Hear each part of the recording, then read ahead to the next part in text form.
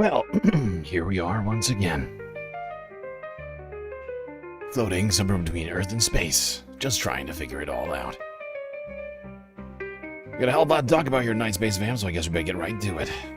As always, do not forget to buckle up those seatbelts, otherwise you might go floating off into that deep dark void.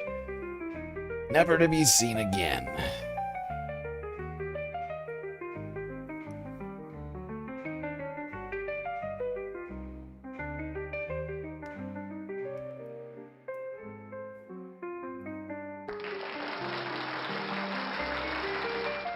Well, Space Fams, we are back. We are back. Remonetized, finally. All year we've been struggling with this situation, and finally returned back to the status that we should be in. Scouts, welcome back to Galactic Individualness.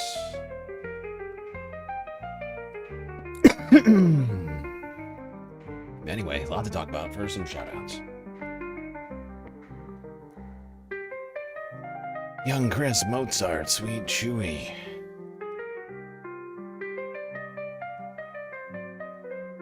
Young Chris, 123 in the YouTube chat. Scouts. Wait, no. Young Chewy. Young Chris, Mozart, Sweet Chewy, 123 in the YouTube chat. Scouts, close fourth. B-Cat, also here. PB. Miss Kitty.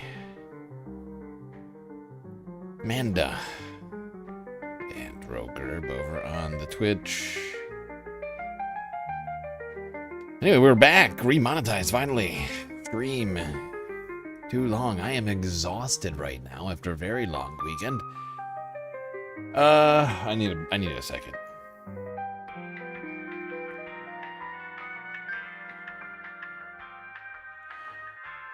Anyway, it's been a very long weekend for me.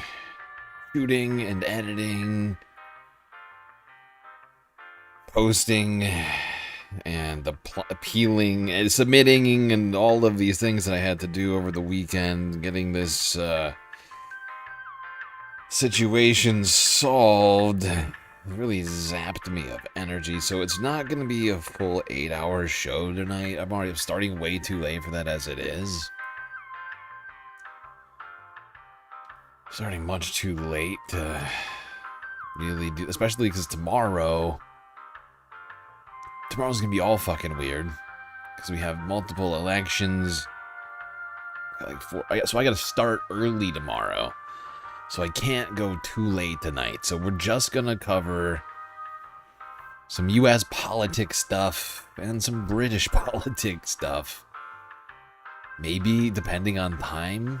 I'll check in with myself.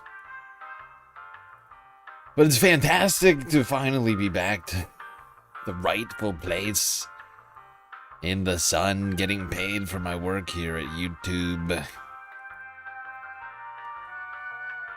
A show which I'm so dedicated to. Finally feeling like things are closer to being right than not right. At least for me personally. Professionally speaking, vis-a-vis this whole project. It is nice to be back.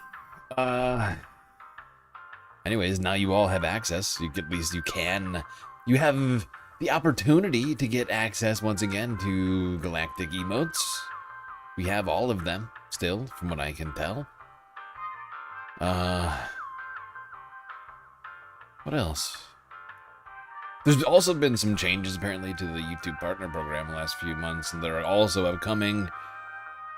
But I don't think any of it's going to affect me too much. Aside from the new Premium Lite, YouTube Premium Lite, which I still have not had a chance to look into. Sounds fascinating. Gives streamers a chance to make more percentage of the premium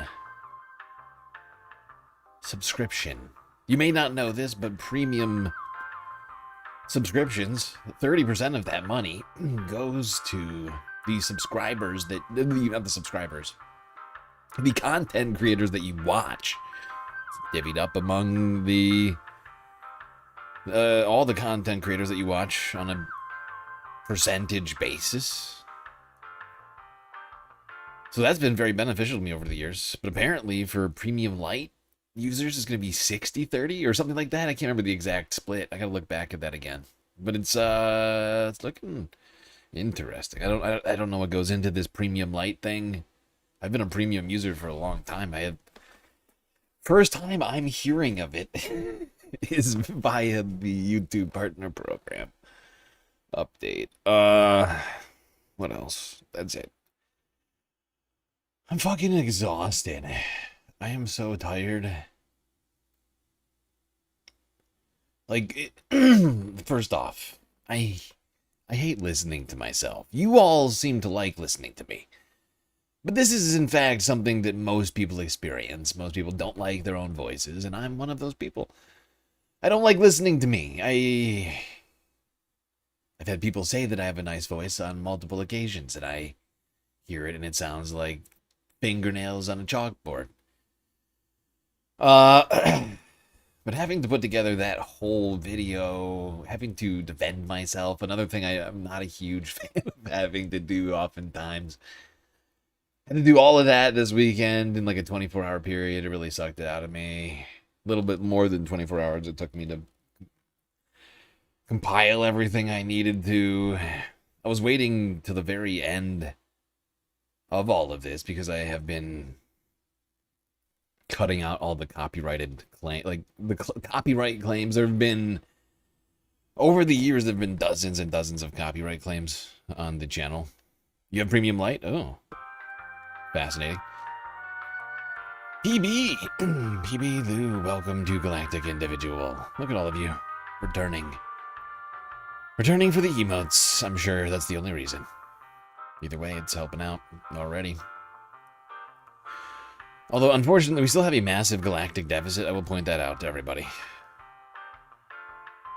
I know we're all excited about getting our emotes back, but between now and the end of the month, I gotta somehow solve that problem.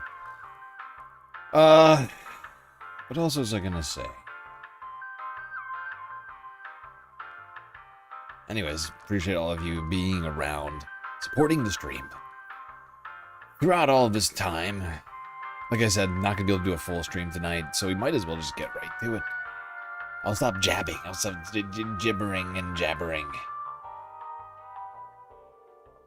There's probably other stuff I wanted to say, but whatever.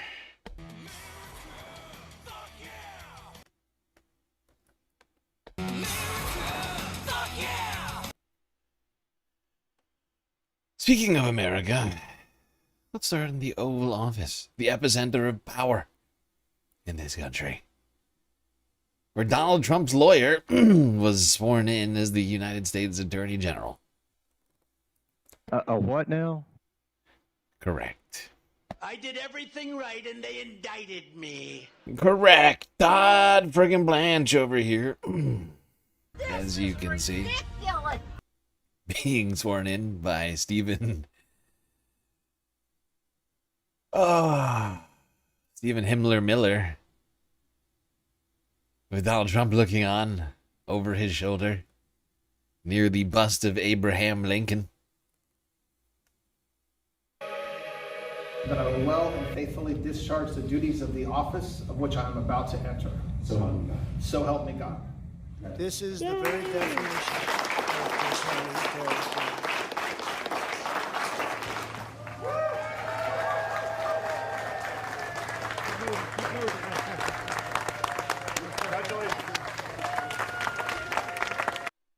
Jesus Christ. We live in a total fucking fascist, authoritarian state. The Emperor's lawyer is now the Attorney General. It's official. He was sworn in. He was approved by Congress. Senate has no spine. File not found. And now we have this guy. Oh, great. Premium Light doesn't have music. I don't use the premium music. I don't use the YouTube Music app. I literally never use YouTube Music. I just use regular YouTube for the music. I literally just use regular YouTube for music. And if I'm worried about like data, I'll just download a playlist or something. Really? I could pay like 30% less to not have to. What? How long has this existed? How long is I have been paying extra money this whole time for something I don't need. That is ridiculous. Oh, that is ridiculous. Oh, you get ads on music though in the app.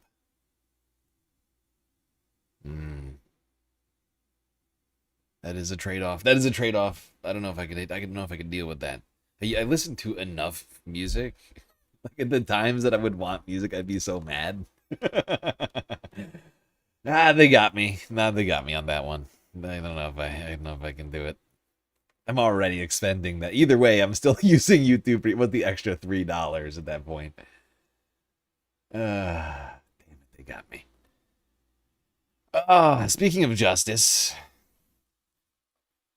one more clip regarding the injustice of the American system. Donald Trump's own lawyer, now the Attorney General. Meanwhile, Department of Homeland Security's ICE saying that they plan to equip every ICE agent in the field with a body cam, while simultaneously saying that those body cams will only be used when they suit the agency, not the public. What you talking about?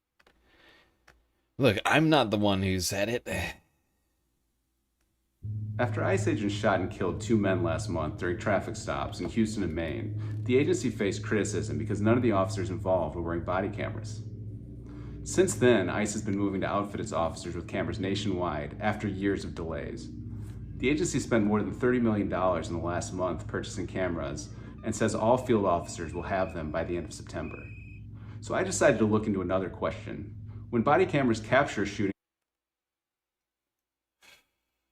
Yeah. Now, here's the thing that I find so fascinating about this. First off, I know for a fact. I almost feel like we need to do an investigation into this. Because I feel like I literally said this last time we were talking about this, but I just needed to remind everybody of this ridiculous fucking story again. But I could swear I've seen body cameras all over these guys. Number one. Number two, how many thousands, if not millions of dollars were spent on camera gear for montages? Because remember, for like a good 6 months, they were riding on a high. They were just screaming at all of us, telling us about how this Republican, this red wave, this mandate from the masses that they had while they went around within this fucking reign of terror. They also had fucking videographers running around with everybody with like multi-$1,000 cameras, right? If we would just go back and look at some of those pictures. Like these guys are holding like the latest Sony like professional photography cameras, like, you know, $3,000, $4,000, $5,000 cameras with $5,000 lenses attached. Every single ICE agent's got a guy with a $10,000 camera setup. I mean, they didn't have time for fucking, like, really? How much money was spent not on body cameras and instead on that gear? Right? It's like a combination of things. First off, I could swear these guys have been wearing body cameras this whole time. Two, I could swear I saw fucking millions of dollars of camera equipment floating around. Nobody thought maybe we should also have body cameras. One of the two, like these two should not exist together, right? Like, like you could have been buying fucking GoPros at $200 a pop instead you're spending $10,000 on cameras for montages for social media. Zuckerbucks. another critical incident, will ICE actually release the footage to the public? ICE's body camera policy says it will only release videos when it is determined, quote, it is in the best interest of the agency to do so. This determination will be made in part by a recommendation from top agency administrators and lawyers. The policy gives the ICE director broad discretion to otherwise withhold or delay the release of videos. Christopher Schneider, leading expert on body camera usage, told me this gives the agency wide authority to selectively release only the footage that helps its public image and supports its narratives. He noted that ICE's sister agency, Customs and Border Protection, has not released footage of the January shooting of Alex Preddy in Minneapolis, even though that was captured on agents' cameras. Yeah, exactly. But that's the plan, right? So they are planning to only use these cameras. They're planning to buy cameras for the sole purpose of protecting themselves from public scrutiny. Not for the purpose of public scrutiny, but for the reverse of it. Not for freedom of information. Not for more transparency. But for, like, a legal get out of jail free card, or whatever you want to call it. They just want video from every single angle, so that when something goes down, they can release something and say, look, officers did everything they were supposed to.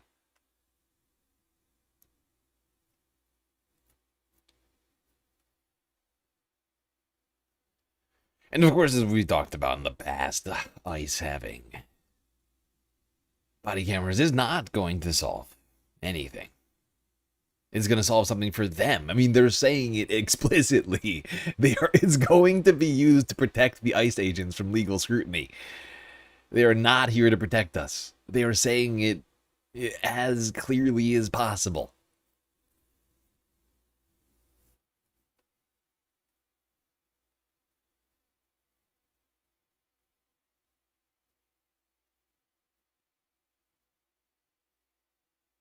That, I think, is what's so disturbing right now.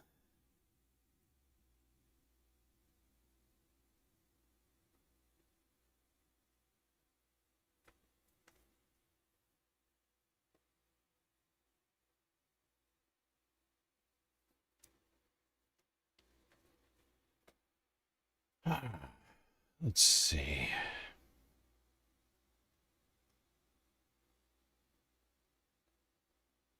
I think I'm going to skip a few stories. I am just so tired. But, I just need to get us moving forward right now. Because I haven't streamed in so many days. Like, I'm so stressed out. I just need to get some shit out. I just need to get some stuff done. And you talk about something other than just the monetization of... You know how annoying it is for me to just... to spend time like editing down a video. Like, I sat there, I wrote an entire script. It must have been 1,000 words or more. I don't know exactly. I didn't count. 1,000, 2,000 words script. Do multiple takes. Then cut that down. At one point I realized, after having written the script and done my first take, that it had to be shorter than 5 minutes. So then I had to go through and figure out what I was going to cut. And then cut it down. Then do a bunch of, post-editing stuff. And I made a thumbnail and all this other crap and had to upload it to the... I'm considering making it public just to show people what I had to go through to get it back. I had to sit here and, justify my existence. When you see people out there, I feel like putting in a lot less effort than me. Just sort of phoning it in.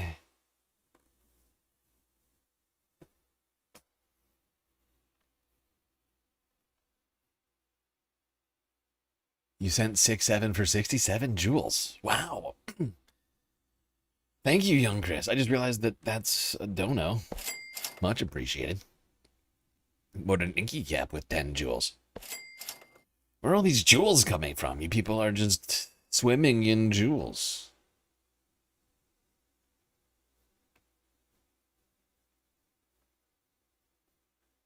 You're swimming in... It's incredible. Swimming in jewels, but don't you know, Space Fams? I never wanted jewels. I just wanted your beautiful faces in the chat. I mean, the jewels are nice too. I won't lie. I won't lie.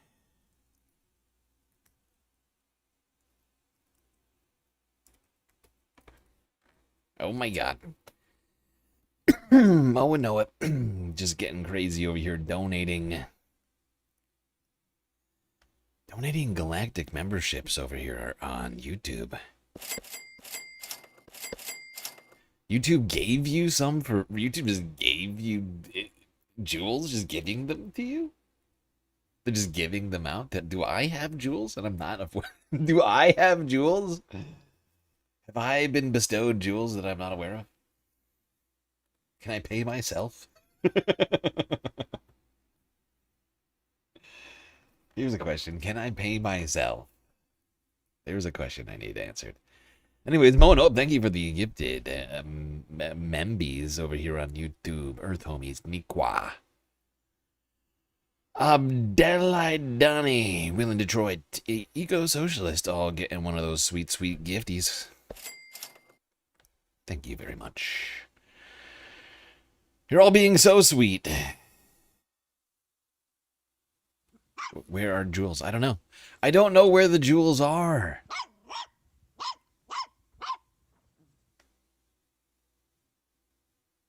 I don't know. I'm not the jewels expert.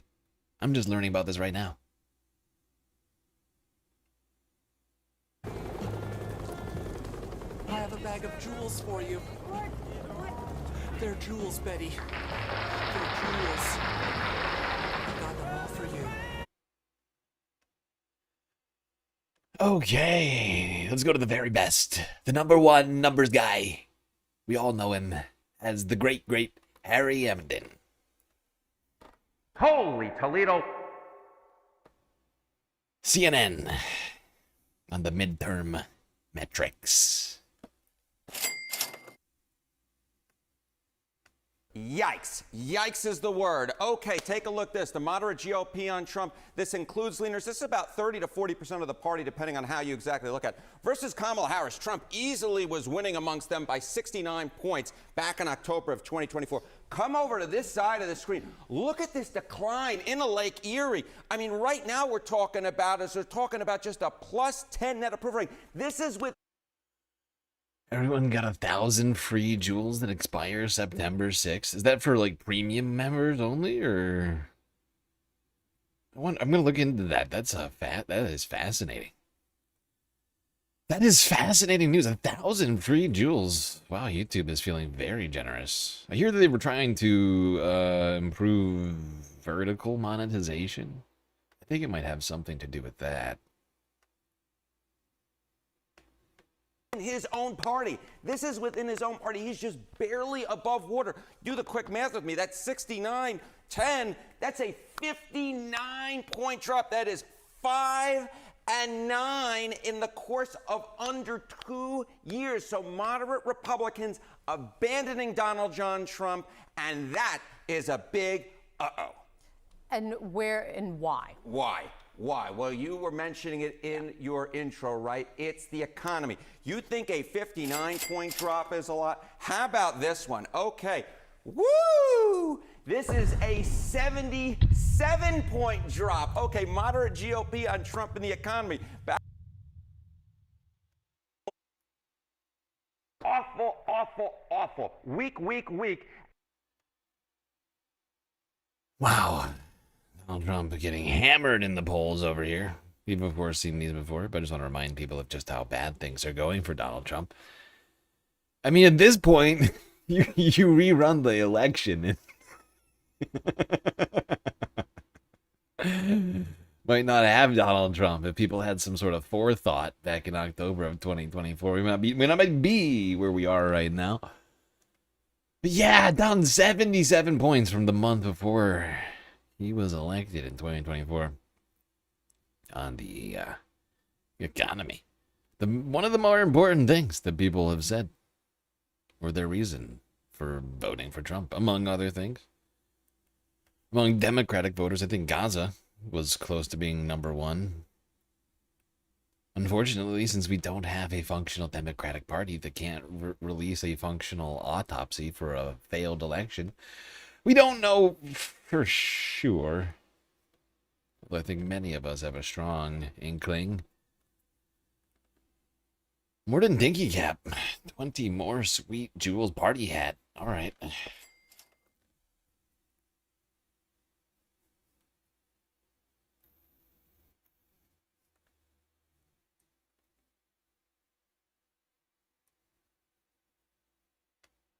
Okay. Now let's go to this main topic, which is basically the mass freak out currently happening, the mass hysteria we're witnessing in the mainstream media and the mostly establishment spaces, where everyone just can't seem to understand why people would vote for having health care or for sending less bombs to the Middle East. People like Van Jones struggling big time with this concept. Here's the majority report from 2 days ago. I think this was actually from Friday. I fell short last night. No, we're skipping you right now. I don't have energy for this. I already talked about this. It's just a recap. I don't have to recap everything all the time, as it turns out. You mentioned Van Jones. Apparently, he's having a meltdown on CNN right now about AIPAC, shocker, the criticism from the Democratic electorate about the pro-genocide money in our primaries, trying to buy our elections. You know what I would like to do? I feel like we're probably maybe, I don't know, 6, 12, 18 months out from this. But we should take the commentariat, and to be fair, we should be involved in something like that, and we should be put into coliseums where just like a cross section of people. I'm sure there's a way to do this mathematically. Get to vote whether, lion or no lion, right? Because increasingly, I'm convinced that Van Jones has no constituency, that he is representative of nobody's opinion except for some very, very wealthy people. People forget, he got, what was it, $100 million? He was given a grant, was it by Gates? This is like 2 or 3 years ago. Was it really $100 million? It's not to go to him, it's for him to distribute. But this is disgusting. But I love Sam's suggestion that political content creators go to the ring and then duke it out. Yes, bring on the political coliseum of words. Think about what it takes to convince somebody. Bezos. Oh,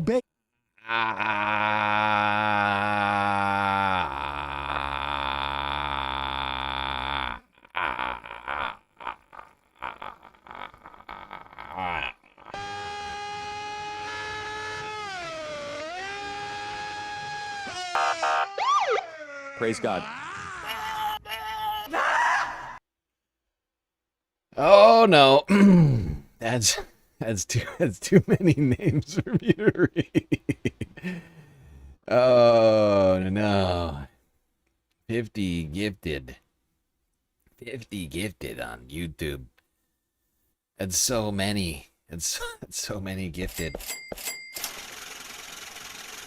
Holy Toledo. Holy Toledo. Holy Toledo. Holy Toledo. Holy Toledo, Batman. 50 gifties from Omega. Also, 10 jewels from Sweet Chewy. Big gold doubloon. Thank you very much. Oh my god, Smooth Bandito. Miss Pennywiser, Catherine, Sleeping Lemurs. Or Lemurs. Leaping Lemurs. Girly Girl. Atticus Among Us. Jess. Kalia. David Kavanagh. Lorana. Skelt. Pinkerbell. Bosun SD. Official People's Party USA. Karen K. Boozy the Clown. Aztec Priest. Ravy Baby. RV B. Social Butterfly. Zoe Bun Bun. Advisory warning. Trevor Borins, In Silico, J-Ring, Gabriel A, Cheetah Man, Repro Destruction, Magnetic Tuatara, Summertime, BCat 2.0, Sammy, Jeff White, Annie Fitzgerald, Leave Me Alone, Mike, J.R. Minetti, Primary Padma, Miss Penny Weiser, Scouts, Paul J, Antifa, Promethean Rebel, Gabby Y, or Gabby, one of the two. I lost my place. Lee Stanton, Dragons Marine, Charlie Jameer, Actual Victor Bottino, Mrs. Hayes, 6458, Homer Co. Eric Zeisel, Sean Lawrence Kearns, Zach to Change, Pitchfork Dragon. All getting a sweet gift from Omega Star. Miss T. Wash, sending party blowers for 500 jewels. Thank you, Miss Wash. Appreciate you. Candace also getting a gift sub. Is that another gift? Is that a separate gift sub, or is that a after? I think that was just. I think that was the final 50, numero 50 to Candace Bay Omega Star. Also deciding to become a galactic individual themselves. Same for Donald James and Miss Wash. Thank you, everyone. Good God, so much generosity. Blown away. Didn't even have a galactic content goal for the stream because it's like not a normal stream. Like I said at the beginning, we're just going to talk the U.S. politics situation, the fighting, the midterm fight, primary fight, and the U.K. Clacton situation. Maybe I might throw in a couple extras in there, but I'm going to try and keep it short-ish today. Not 8 hours. By what I mean by short, I mean less than 8 hours. That would be nice. Much less, hopefully. Because I need to get ready for tomorrow, aka today, Tuesday, the 11th. Seeing as we have 4 different primary elections happening today that are gonna get started. I think the first poll, I think Connecticut, I think it's like 6 or 7. Either way, we're gonna have polls closing the evening time before I usually start the streams, or have been starting lately. So I gotta find a way to get to bed early enough to do that and be prepared for all that. Which means I have to go to bed at a normal human time somehow. But good Lord, I so genuinely appreciative of all of you. Miss Pennywiser sending 20 jewels. What is that? Is that a... I can't make that out. My monitor is too far away. Is that a human? Is it a human bow? Again, is that a human, like, prostrating themselves? Exactly, Donald. Tomorrow is another election day. Connecticut, Minnesota, Wisconsin, and Vermont. Not the biggest of election days, but there's some big names in this election. So I think everybody's already going to be talking about it. What I mean by... what I meant was everybody's going to be talking about it. I've already seen people like CNN, MSNBC putting up their live streams for tomorrow. So they're clearly ready. They know what's happening. I'm not ready. I don't have my live up yet. I'm behind. I don't have millions of dollars at the ready. We still have a giant galactic deficit that somehow needs to get solved. It's not going to get solved by all those beautiful membies that just got gifted or started. As hopefully everybody knows, donos on Twitch and on YouTube aren't seen until the next month. So say it's the 30th of the month, right? And there's 1 day left in the month. I won't see that money for 3 weeks, give or take, depending on which platform you're talking about. Usually it's 2 for Twitch, 3 for YouTube. So unfortunately, all those beautiful donations I won't see for another month and a half. Which sadly doesn't solve the galactic deficit which we're going to have to solve at some point. I still don't know what we're going to do about that. But the future is looking much brighter now that we've remonetized. Good God. You have no idea how much it had been weighing on me. I mean, I've spent years on this whole thing. I've made sacrifices. Life sacrifices. Having all these things happen suddenly without much of any input into them can be a little frustrating for me. Those are for the community. Oh, they were certainly for the community. I mean, I'm certainly benefiting from them, but boy, oh boy, I'm sure the community is very pleased.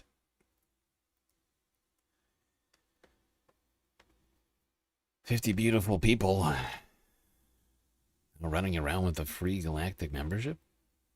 I mean, it's like the galactic lottery or something that just went off.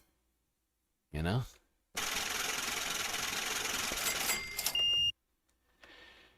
Thank you once again, Omega. Crazy generous. All right, back to the discourse situation over the elections. $100 million unrestricted grant through the inaugural Courage and Civility Award. And I wonder, He's so courageous. I wonder how unrestricted that is. Well, and I wonder if you are a social entrepreneur like Van Jones, if you think, where's the best place for me to donate this money that it has the most opportunity to return to me? You know, they say if you love something, let it go, and if it comes back, and if it doesn't, if it comes back, it was, you know, it was meant to be. I suspect. What a romantic you are. I suspect he calculated, how can I make sure this money loves me, in a way. He's wearing the Robert Kraft pin, right? The Stop Anti-Semitism pin. Oh, God. I love that thought. Like the sort of the anthropomorphization of Van Jones's relationship with money.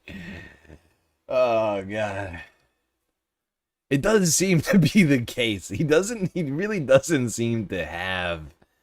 Like, who actually agrees with the things that Van Jones says on a regular basis, aside from was just pointed out by Emma, Robert Kraft. Like, unless you're like a billionaire, pro-Israel mega donor, like who is Van Jones's message for? It's also known as the Robert Kraft pin. Well, if Emma's talking in front of Sam, it is. I didn't know Robert Kraft was. You just gave me a death glare. I mean, what's more, wearing an Epstein pin? Look, I've got no leg to stand. I've got no leg to stand on because of Dolan. So it's all equal opportunity. But I am pointing out that is Robert Kraft's Zionist organization, and it might be interesting to look into the fact if he has any affiliation with them. Is that disclosed on CNN or any of these consultants that go on there that attack leftist candidates who would damage their pocketbook and not allow them to get these like hefty media consulting buys and commissions? Like, is that ever disclosed? You're not allowed. CNN, I have realized CNN just puts up whatever the like on the Chiron, they just put up whatever the people want, right? That's what I've come to the conclusion of. I could be wrong. I've seen a lot of these at this point, and they are constantly omitting details that are insane to me. People are put forward as reasonable, like, political individuals who are like out and out psychos. Former Trump administration officials touted as being like experts on this or that issue. I'm like, put first, this guy used to be the former communications director for Trump. How about that? How about you mention that? But they just do it over and over again. There's like whatever they want. I don't care. The Chiron typer just doesn't. They're just there to put in what someone tells them to put in. There is no investigative process. There's no due diligence in ensuring the most accurate image of the guests is being purported to the audience. Oh, that's right after this. Hold on. I'm sitting here, I'm just like talking and talking. Okay, Van Jones, what are the stakes here for Democrats? The entire consulting. Consultant class. That's Oh, God, interesting. not the consultant Okay, Van class. Jones, what are the stakes here for Democrats? Look, this is the whole ball of wax. I'm from Jackson, Tennessee. There was a guy named Gil Scott Heron who had a great poem. It was called "The Revolution Will Not Be Televised." Gil Scott Heron is wrong. The revolution is being televised and podcast and streamed and elected. He thinks this is something worth tonight. saying. He's a Why is moron. that? Holy crap. It's because I mean, sorry. I just have to say, like, this is actually very good proof of Gil Scott Heron's revolution will not be televised, because guess what? Haley Stevens was relying on you idiots on cable and all the ad buys that they did, and she wasn't out in the actual community, whereas Abdul Sayed was. moron. Like, that's what the difference we're seeing. And you can obsess on the podcast. I mean, sorry. You know, but the point being is that not only is he horrible in a myriad of ways, one of them is not understanding a seminal song. Gil Scott's not warning that the revolution is going to happen on TV. Back in the civil rights era, he wasn't like, in the future, it's not going to be televised. It's like, it's actively not being televised right now, you asshole. How does he not get that?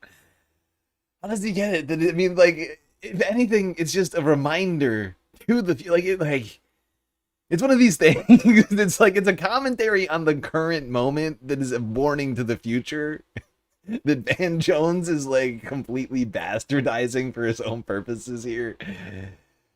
Look at him, he's so gleeful. And honestly, Scott's here for the ride. Look at how Scott and Van, they're just two sides of the same coin. Hey, TV guys! Heads up! Actually, Gil Scott Heron was wrong. Like, you should know. He was wrong. Is this Van saying I'm a revolutionary?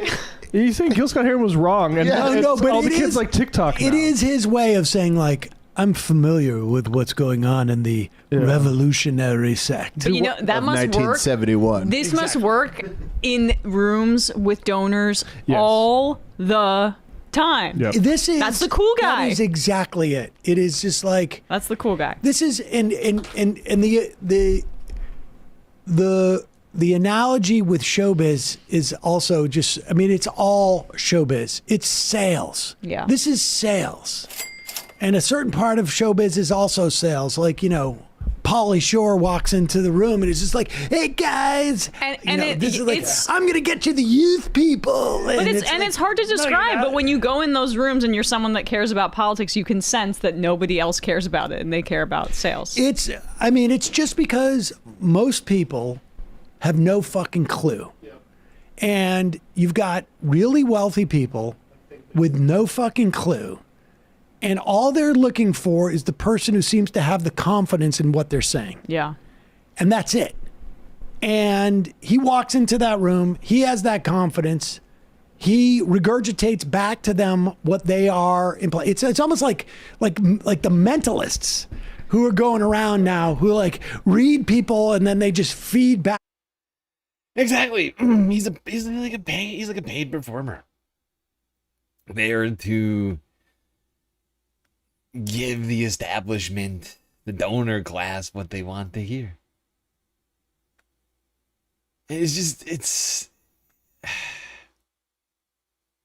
is one of these things that it's gotta come. It's coming to an end, right? The reason why you're seeing people like Van Jones flounder on TV and say more and more insane things week by week is because he is losing relevance. They are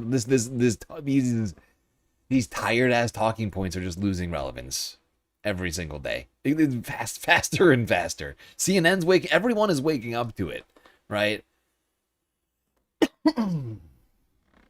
You know, down on earth, I know a few more establishment type Democrats, and they're all picking up on what's happening right now.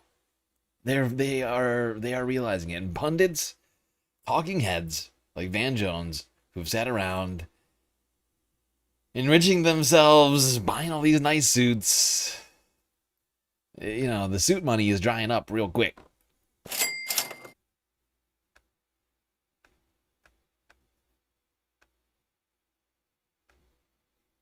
He regurgitates back to them what they are. It's almost like the mentalists who are going around now who like read people and then they just feed back. Or it's like, sorry everyone, I did it again. I did it again. I've been completely out of it over the last like day. And I keep like pausing it, going to the office, and then realizing that the clip starts right after I paused it, like an idiot. I made a huge tiny mistake. Look, hopefully I'll be back to like a very normal schedule very soon. I can stop being so stressed about the future, hopefully very soon. I'm already feeling much less stressed, and I'm not gonna lie. Already I feel a great weight removed from my shoulders, from my mind. Although I'm still like on edge. I'm still living over like the last 4 months. I've been living in this weird mindset. I feel like I'm just like overcoming this great loss, actually coming over the hill, but just feeling so exhausted from it. Oh God, the last 4 months have sucked. these therapists that specifically have really wealthy clientele, and you find out that it's just because they're affirming all of their worst impulses. No. I mean, that's literally what I was thinking of. Yeah. Televised. Gil Scott Heron is wrong. The revolution is being televised and podcast and streamed and elected tonight. Why is that? It's because there is a credibility gap that's opened up between the Democratic Party establishment and this insurgency. People are looking at people and they're saying, you've been telling us the same thing for a long time and our lives are not any better. We got Donald Trump twice. There's also an innovation gap. Why can you spend $60 million and get whooped like this? Because the old model the genocide that you support. You get the donors, to get the consultants, to buy a bunch of ads and you win. That's how you get attention. This movement says, I don't need donors, ads, I don't need consultants. I'm going right to the people with TikTok and grassroots, and they've disintermediated the entire donor class, disintermediated the entire consultant class, and this is a revolution. And so this is going to happen again and again. The Democratic Party is now Blockbuster. These kids are Netflix. We are selling CDs out the trunk. This is Napster becoming Spotify. Okay. So there's a bunch of stuff that I want to come here, and I actually, to some degree, whatever. I should actually let this play out a little bit longer. Sorry, hold on. We are selling CDs out the trunk. This is Napster becoming Spotify, and it's happening tonight. So.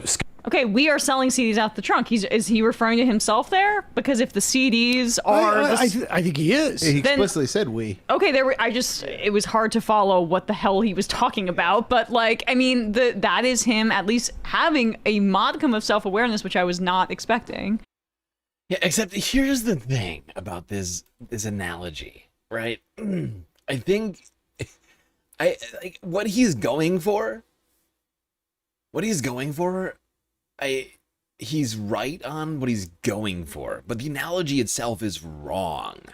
Like, as somebody who has bought some stuff out of a trunk and a dude, outside of a gas station or a check cashing place or something like that, it's been a while. It's been like decades since I've done that, but I've definitely, I've seen guys selling stuff out of trunks all the time, plenty of times, and I just like.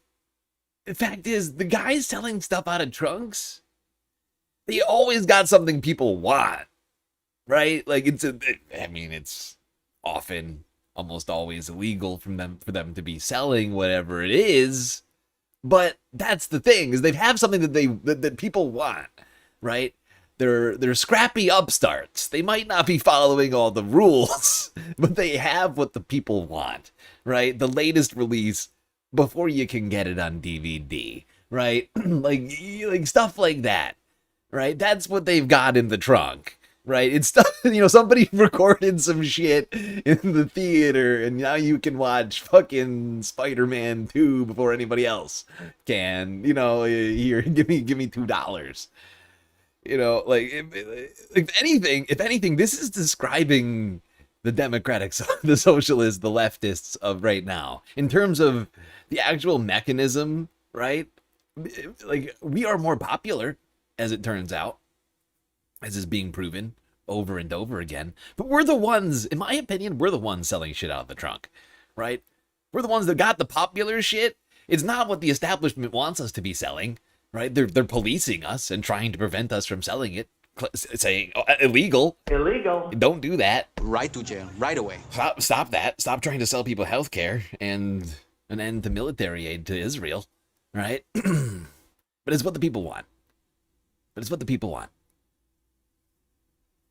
So I the fact is, he's just making the wrong analogy for the point that he's making the right point. They're unpopular right now, and everything they're doing strategy-wise is unpopular, right? But that is the wrong analogy for that. Because the fact is all the guys selling DVDs out of the trunk, where are they now? They're not doing that anymore because Netflix shut it down. It's a terrible analogy, in my opinion.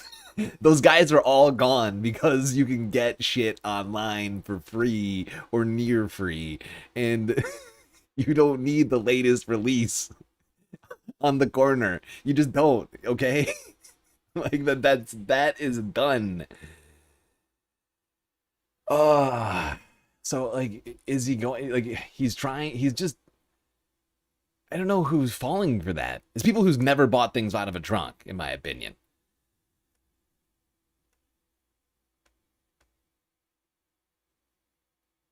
Exactly, they're entrepreneurial. Upstart.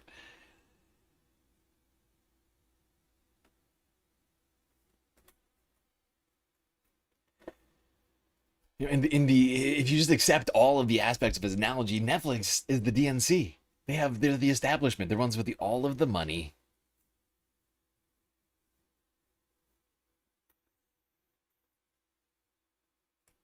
All of the manufactured eyes. Everybody's going there because that's the place they assume is going. But we're offering the alternative, out of the trunk. But once again, the out of the trunk analogy is bad because the out of the trunk people lost. Right? The out of the trunk people lost to Netflix. That's why it's a bad analogy, in my opinion.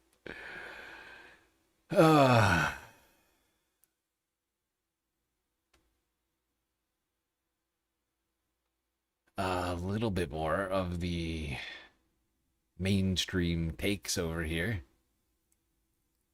This undercuts that in a substantive way that isn't a lie. Like, Trump lied to get into power. No new wars, I'll fix the economy. He started the worst war and ruined the economy. And how Abdul has approached this particular issue, it also defangs some of the Islamophobic attacks against him when he says that it's like no foreign aid in general, like we should be spending it here. He mentions Egypt, which is also a country that's complicit in the genocide in Gaza. And that's, his ethnicity as well. So, and also a country that happens to be the second largest recipient of U.S. aid.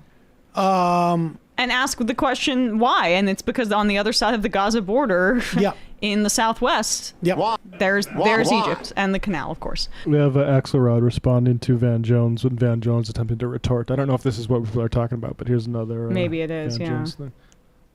The fact that our ally Israel is fighting against these terrorists in the Middle East. Let me just say a word about that, because we've talked about this before, and I speak as you know, as the son of a Jewish refugee, so issues of anti-Semitism are very personal to me.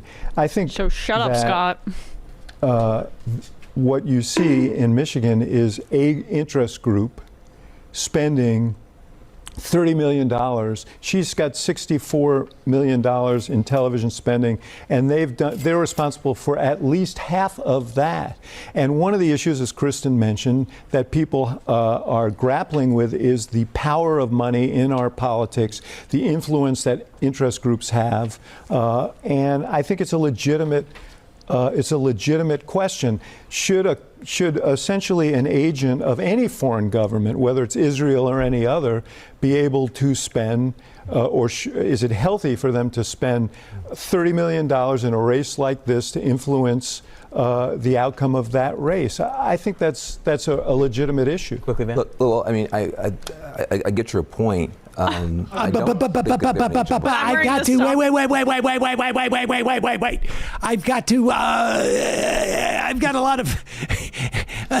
There's people who are sending me checks. Can we quiet down? No, seriously, the fact that Van Jones feels it necessary to pipe in there, like, after Axelrod makes a very cogent point that Van even feels compelled to get in and be like, oh, wait, I've got something very relevant to say in response to this as a opposition to what you're saying, that people would have any kind of issue with Israel spending tens of millions of dollars in their election. As an expert, as a man who takes tens of millions of dollars from rich donors, let me pipe in Van Jones. It's just the American division of the Israel PAC. But go ahead. Israel lobby, yep. Oh, yeah, actually, hold on. Their mission is to support the policy of the Israel. And you had people on cable saying these are Muslim Americans donating to this organization. You would never hear that. You would never hear that. This is an Israel PAC. It's just the American division of the Israel PAC. But go ahead. It's Israel lobby, yep. Or American Jews, as you said. Their mission is to support the policies of the Israeli government. Well, I think their issue is to protect Israel, but you have to have no. But Van, read what they're. I'm happy to be corrected by you, but I also like to make my own point, which is that the air. Oh God, getting a little touchy there, being lectured by somebody who's actually gross. It's just so gross. Oh, Van is so cooked. I honestly, I don't sit around contemplating where everybody's getting their money all the time. Especially, to some degree, I assume it's all coming from the organizations that they work for. And I forget that people can work second jobs when they're at CNN sometimes. But it's crazy to think that guys like Van Jones are getting like tens of millions, $100 million from Bill Gates or whatever else from whomever else. It's just disturbing. Like, why is this the media that we get? And this is why people are so sick of mainstream media. Is because when they turn to mainstream media, they get a bunch of, like, moneyed pundits who've received money to say specific things. And it doesn't seem very genuine. By the way, Jaeger Larson, resub. 16 months. That's beautiful. God, it's nice to see the galactic emotes back in the YouTube chat. It's almost surreal right now. Like I'm a little Twilight Zone-y in here. Getting the gift memberships again, seeing the Garys back in the chat. It's all just so lovely, but it almost doesn't feel real. I need to pinch myself or something. Yes, David Kearns, you received a gift sub. Sad news. 1 book per person. Why? Because AI is obliterating books?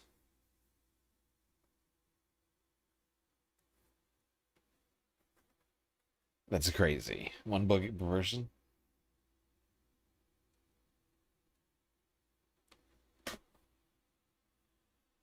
My mother would be devastated by that news. Me personally, even though I don't have the money to go buying books right now, I'm also a little bit bothered by that. This is why we need regulations. This is why, not because of the books, Not because the bookstore is wanting to protect books, but because of the psychopaths destroying them for their own purposes. Is that the reason why they aren't taking trades either? Huh.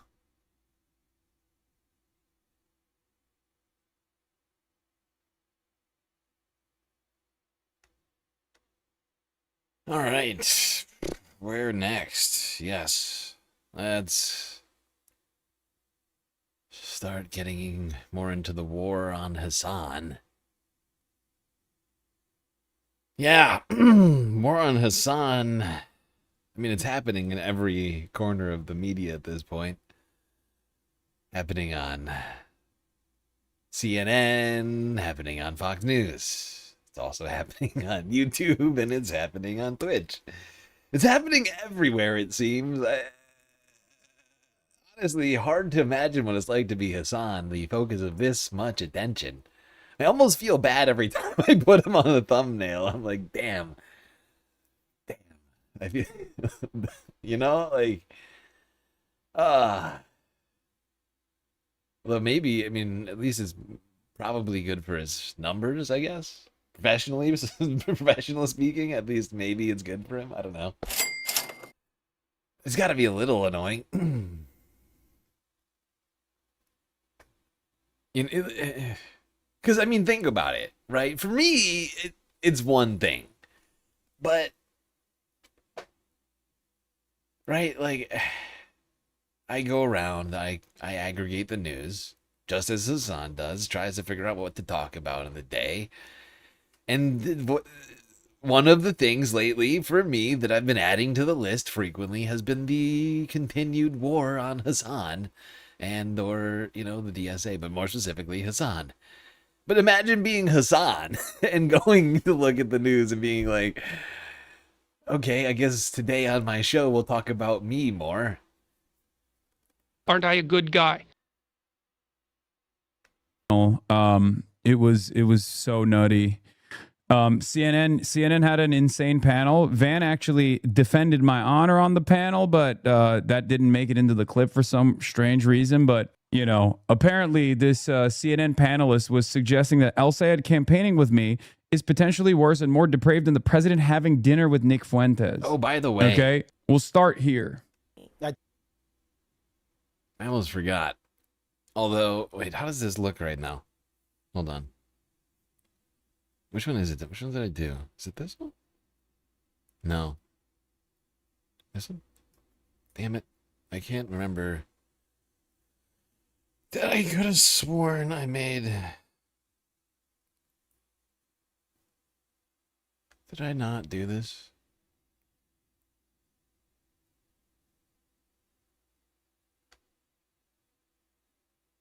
Aha!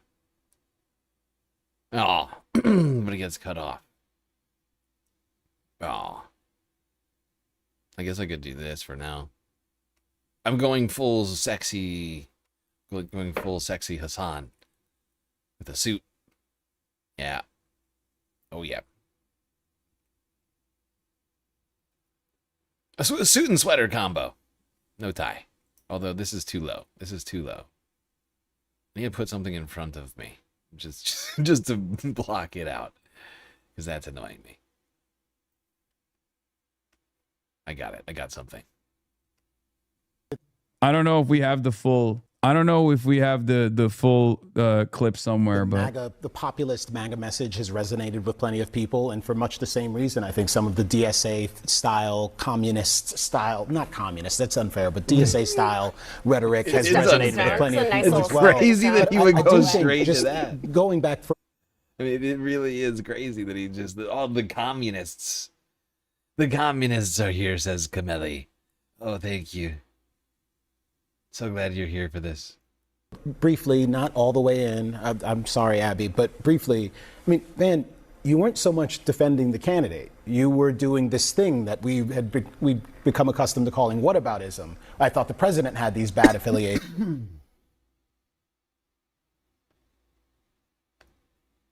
It does seem totally appropriate to address El Sayed's politics and proposals, but also to address his affiliations. And the affiliation with Hasan Piker is one that strikes me as particularly odd. Nick Fuentes is someone who is a vile, awful character in our politics, but he's also not someone who I've seen any prominent Republican aspirant or elected official like palling around with regularly. There was that conversation about Donald Trump having lunch with him. Yeah, that was really bad. But for the most part, but honestly, for the most part, you've only heard prominent Republicans repudiating him. I do think the permission structure on the left gives me some concern. Well, no, what I want to put on the table, is that we are engaging in this pretty foul calculus of trying to figure out who is actually worse, because our politics and like it's unbelievable what liberalism does to the mind. Because Nick Fuentes is like anti-miscegenation. Nick Fuentes is quite literally compared a white person hooking up with a black person to a white person hooking up with a... By the way, Kameli Foster, he's no liberal. he's a Republican. He works at Free Think right now. He used to work at Fox Business. Guy is a Republican. And an idiot. He's both a Republican and an idiot. Usually they go hand in hand in this case. The rule, it applies.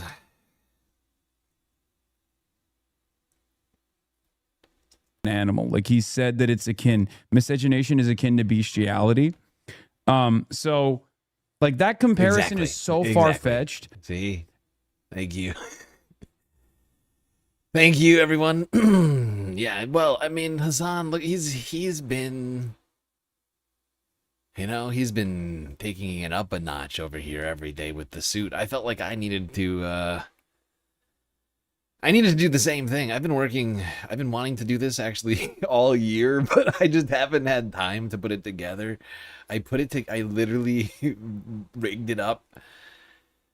You know, I got this suit ready for the YouTube appeal video because I wanted to appear more professional.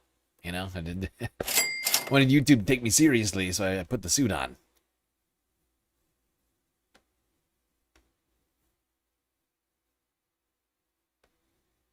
I think the books are selling it. I think it looks good.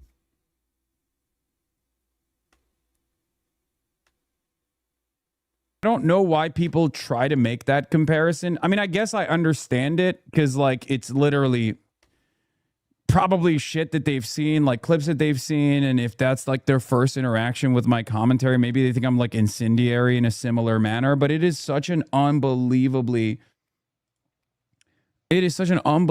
bad faith statement to make. I'm delighted to see a moral center has where the president is and who the president. Why is the clip not working? We got to find it. No sane person would say something like that. CNN debate goes off the rails after Israel and Hamas comparison. Camilla Foster was a former Fox News. Oh, they're a former Fox News business commentator. Okay. Exactly, Hasan. Okay, hold on. I'm gonna find this clip. Sorry. Holy cow.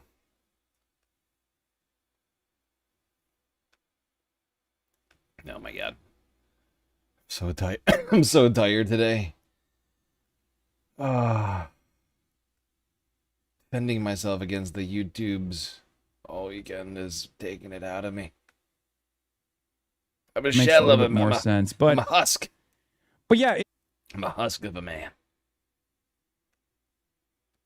I'm a man husk. Nobody likes that. Nobody wants that. Oh yeah. Okay. I'm fine. Archived raw clip. Condemnation of an attempted terrorist attack on a Michigan synagogue that would have killed 140 Jewish children without condemning Israel in the very same sentence. And like the fact that he pals around with Hasan Piker, who he can't condemn, but who has said the United States deserved 9/11 and maybe people should kill Senator Scott. Rick Scott. Yeah, bullshit. Anyway. Now he said he apologized for that. I but can't only because believe he was kicked off there's social media for saying bringing you that should up. kill a sitting Republican office holder. All of that is fair game. It's like from 15 years ago or something like that. I can't believe they still keep bringing up that prop clipped. Like, literally, nobody that was watching that stream believed that Hasan was calling for the literal You know, like, in any way. It's impossible to interpret it. I've watched the whole clip, but the right-wing media has circulated this 5-second soundbite. Continue to prop it up as like an actual example of Hasan calling for an assassination attempt of a sitting congressperson. It is such a tired and oh my god, my brain just broke. Disingenuous, deeply disingenuous fucking tactic that they've taken here. I need tea. I'll be right back. This guy's a very damaged candidate. And the father-in-law. The father-in-law, one of the biggest donors to the campaign and the biggest boosters, is a founding member of an organization that has been investigated for funneling money to the Muslim Brotherhood on the way to Hamas. I mean, these are really crazy, crazy things. And I think it's fair to ask questions about all of them, just like you would someone Trump's campaigning with, just like anyone is campaigning with. We would all say scrutinize them, and that's what this is. I think it's fair. Is it... Wow. I'm delighted to see a moral center has been found, man. Because, like... Wait, how do we find where those clips are? Like, how do we find where the continuation of those clips are? I don't know how to, like... Okay, passed Medicare for all. I think a lot of Michiganders want that right now. Okay, I'm back. You know, I just realized I have an energy drink. I never buy energy drinks because I know how bad they are for me. I used to drink way too many of them and stopped. Years ago, really took it down, just started drinking tea. It felt like it was just a healthier life choice. As I was slowly getting older, it felt like my body probably didn't need that continual abuse. But energy drink for the save today. It's the cheapest, fucking energy drink that you can find. Oh. Good old Bodega Energy. Alright, it's not literally called Bodega Energy, but it's the only place that you can find it. Which lets you know just how good it is. I thought you guys were the party of Laura Loomer. I thought it was Steve. Not me. I would say the same thing about those people. What I would say, though, to me is that, like, you know, when I look around not at who the president has surrounded himself with, who the president is and who the president has empowered, and some of the things that these people have said and done, I think it's best if we kind of get the pearl clutching out of the way. Did I say Van Jones defended me earlier? I'm sorry, it was Van Lathan. Van Jones would never defend me. Van Jones despises me. And concentrate on the policy because pearl clutching Hamas and Israel on the same moral footing. That's pearl clutching. Well, I mean, sane. I think you're wrong, but not for the ways that you think you're, delivering a point here. No, you said Van. People added Jones. Oh, okay. I don't think I said Van Jones. Say something like that and not. Well, then I'm very insane because this is what I'll say. I'll say that a lot of people are looking at Israel and its actions since October 7th and don't see a moral footing for them to stand on and criticize anyone. A lot of people are looking at dead children. That's Hasan Piker's view. That there's no moral distinction between Israel and Hamas. No, there is one. There is one. One is worse. The country that is committed. Exactly. I mean. Let's be very real. Hamas isn't currently committing a genocide or starving an entire population of people. Well, they are accused of war crimes. I won't take that away from people, but not nearly as many as Israel is.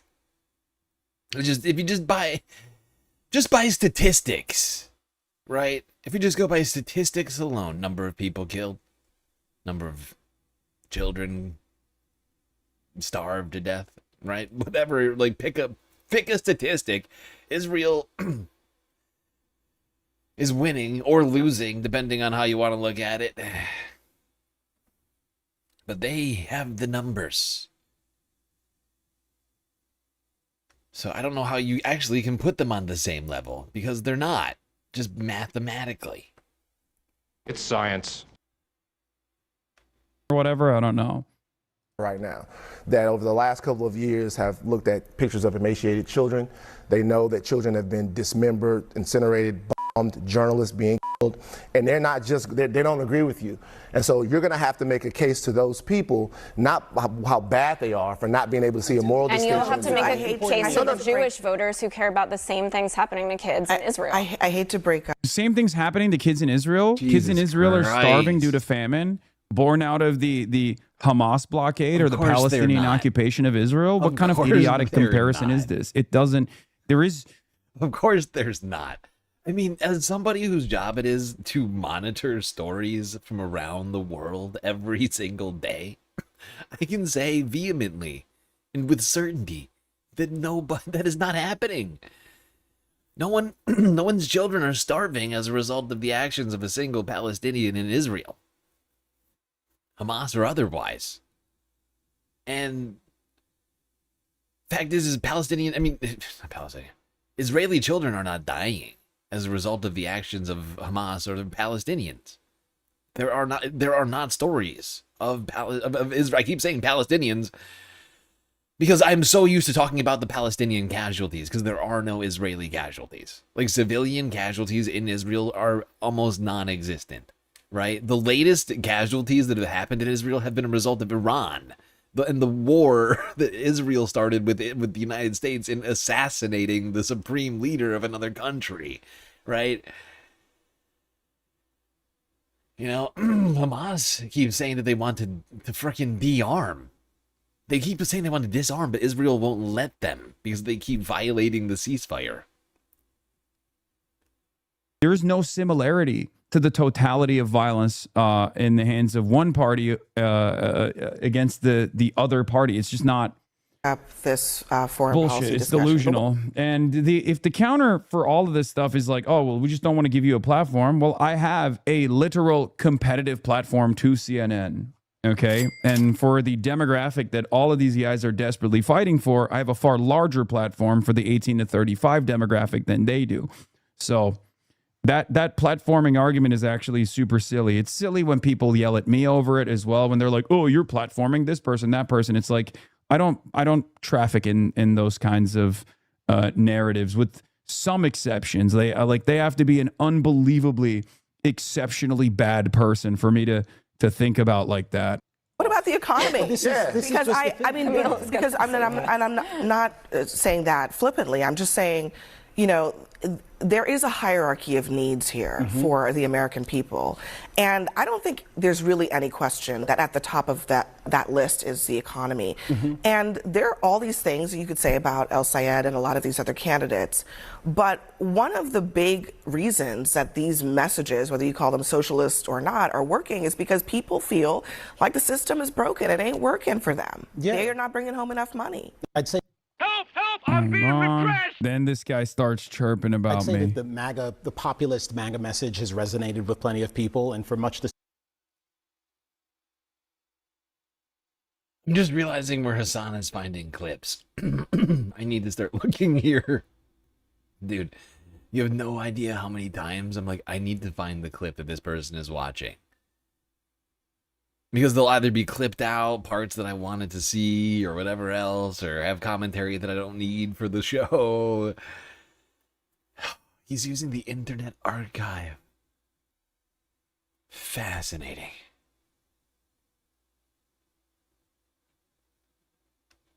reason, I think some of the DSA style, communist style, not communist, that's unfair, but DSA style rhetoric has resonated with plenty of people as well. But I do think, just going back for briefly, not all the way in, I'm sorry, Abby, but briefly, I mean, Van, you weren't so much defending the candidate. You were doing this thing that we'd become accustomed to calling whataboutism. I thought the president had these bad affiliations. It does seem totally appropriate to address El Sayed's politics and proposals, but also to address his affiliations. And the affiliation with Hasan Piker is one that strikes me as particularly odd. Nick Fuentes is someone who is a vile, awful character in our politics, but he's also not someone who I've seen any prominent Republican aspirant or elected official like power. This whole thing is, this is crazy. I mean, except Hasan isn't a white nationalist or a racist, right? Like, You know, he's not a white nationalist or a Turkish nationalist. You know, he's not an extremist in any form or fashion. He just extremely wants people to have health care. And you know, like extremely wants people to have an affordable life, and for a more equal society. That's not the same thing as saying we want extreme inequality. You know, like on a race-based, religious or centric cultural framework. Right? Like, one thing is deeply deleterious to society, and everyone has come to accept this. Meanwhile, healthcare, housing, and ending foreign wars, funding of genocide, like, it feels like those aren't even up for debate either. Like, people want healthcare, and people don't like genocide. And it's crazy to suggest that Hasan and Nick are the same guy, like, or like the one of like the other, like of the same coin, like one side, two sides of the same coin. They are not. You cannot compare the guys, in my opinion. It is ridiculous. Like, Nick Fuentes was literally screaming, "The Jews will not replace us." I can't think of a single anti-Semitic statement that Hasan has said that comes even close to that.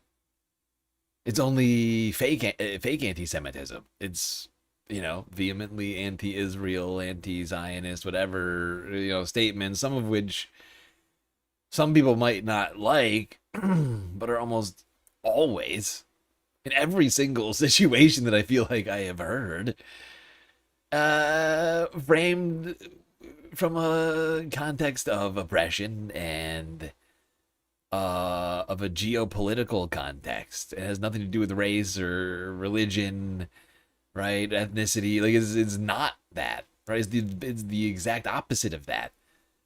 It's not the same coin, right? Like, that's the problem. That's the problem here. You know, if Hasan was calling for, you know, like, I'm trying to think of what it would, like, if he was literally out here calling for the deaths of all the oligarchs or whatever, which he's not doing, I would point out, like, maybe you could come close, you'd be like, yeah, that's the other side, but he's not doing that. He's not doing that. For the most What he is calling for is taxing them, which to some of them, you know, these hyperventilating billionaires, that is a death. It's like an ego death, but it's not a real death. Taxes aren't actual death. And that's all that Hasan is saying, is that we need to tax billionaires more, maybe stop them from having so much power in our society. You know, you know, he's not out in the street saying the Jews will not replace us with a fucking torch, running people over in the streets, right? I'm not saying that Nick literally did that, but he supported all of those things. He was part of the Unite the Right rally, and he's been a part of the most extreme white nationalist adjacent content in the country. You just can't compare the two. Honestly, for the most part, you've only heard prominent Republicans repudiating him. I do think the permission structure on the left gives me some concern. Now, listen to what my friend, I'll just go ahead and say this guy's my friend. But listen to what this guy just did. The President of the United States had dinner with the most prominent white supremacists right now in the entire world. I'm not dismissing you did dismiss it. No, I brought it up. You did dismiss it. What you did was you attempted very artfully to skirt over it in order to talk about Hasan Piker with a prospective Senate candidate when the president in some way found himself at a dinner table with an avowed white supremacist. Can I go a little further? And actually didn't kick him out. Exactly. Let me just go a little. No, he had a great time with him. And that's what the thing is like none of these spineless douchebag talking heads like Kameli or anybody else, none of them can defend it. They are the whataboutists, okay? They continue to support the president like a bunch of cultists, okay? Like they are literally, none of them will denounce the president. And yet they sit here and they keep wanting everyone to denounce Francesca Hong or Abdul El Sayed or whomever else for having ever worked with Hasan, a guy with millions of followers, right? I mean, would we like... what's interesting is he's not the only one, I would point out, that Donald Trump spent some time with, that has some problems in their past, right? Like, if we want to play this game, if we want to go down this road, right? Like, Nick Fuentes wasn't the only influencer Donald Trump has, you know, brushed up against, right? Or, you know, like, just, you know, like, and it's not just Donald Trump. Like, it's the entire Republican Party. It's the entire Republican Party. If we want to play the association game on every single person again, if we actually want to do that now, we can. We can start doing that and start talking about how, you know, certain Republican gubernatorial candidates might have sons that are avowed white nationalist influencers, you know, or, you know, just like how Donald Trump was in the Epstein files 100,000 times or however many times it is, right? Like, what are we talking about? You want to talk about people with weird relationships? Like, you want to gloss over the one guy mentioned the most times in the Epstein files who happens to preside over the entire country? Like, it's hard to call that a whataboutism when he's literally the president of the United States. And all of these dickbags support him. Like, until they can come out and condemn the president for all of the things that he's been ever accused of, let alone proven of. Because that's what we're doing right now, right? We're engaging in sort of like a dirt digging operation on people without any proof, right? Without any sort of court, and it's just in the public court, right? We're just like, oh, you're guilty. If we find anything we don't like, you're guilty, okay? And we do that with all these Republicans and Donald Trump. Like, we got a problem. These people got a real fucking problem. If that's the game they want to play. Going to play the allegation, believe all allegations game. Got a problem. Type of dissonance that we're dealing with. Well, no, what I want to put on the table. Just constantly name dropping. I live for it. Yeah, it's so disingenuous. It's so insincere. We are engaging in this pretty foul calculus of trying to figure out who is actually worse because our politics. Honestly, this one blew my mind. It's a foul calculus to try and figure out who is worse. This is such baby-brained analysis. It's a foul calculus to try and figure out who's worse. Oh, you can't do that. Trying to figure out who's worse is foul. What the fuck does that even mean? Foul. It's like a moral judgment, right? He's like making a moral judgment to try and differentiate Hasan and Nick Fuentes is a foul thing to do. It's beneath all of us. To try and differentiate between people. That's literally the fucking point of politics. Like, I can't believe he's even playing this here. Like, this is so pathetic. Like, in what situations in a political arena do we accept this kind of lame ass excuse? Nowhere. Oh, we can't make distinctions between the two of them. That's literally what CNN is for, to some degree. That's literally what these things are for, supposedly, right? Is to make distinctions, is to argue over who is right and who is wrong in the political arena. The left, the right, this person, that person. We're not allowed to make distinctions now? Oh, in this one case, between Nick Fuentes and Hasan, how dare us make distinctions? That's off bounds. Can we distinguish between Donald Trump and Joe Biden? Can we distinguish? Why is it he gets to decide and he is the arbiter of who we get to determine? Like, some people we just can't even discuss. We just have to accept they're all bad because people like him are saying it. Like Kameli is out here saying it, so we all have to accept that. It's nonsense. This is nonsense. Okay, that's all we're gonna get on this thing. Good God, it's we're gonna be coming back to the Hasan war intermittently here throughout the rest of the stream. Speaking of which, hopefully you're all enjoying the broadcast. If you haven't already hit that follow button on Twitch, subscribe on YouTube. If you haven't already hit that bell icon, like button too, really helps out. And do consider contributing to the Galactic News Network, as we are completely funded by individuals like you. YouTube, super chats, super stickers, memberships, gifted memberships, Twitch, bits, power up, subs, gifted subs, prime subs, Cash App, PayPal, Throne, and Patreon. All great ways to help keep the Galactic News Network alive. It's a massively, I mean, it's not even a false equivalence. He's claiming we can't make equivalences anymore.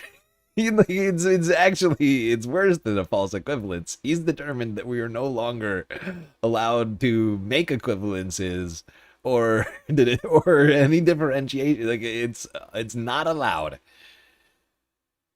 He's banned them. He's banned equivalence, false or otherwise. Or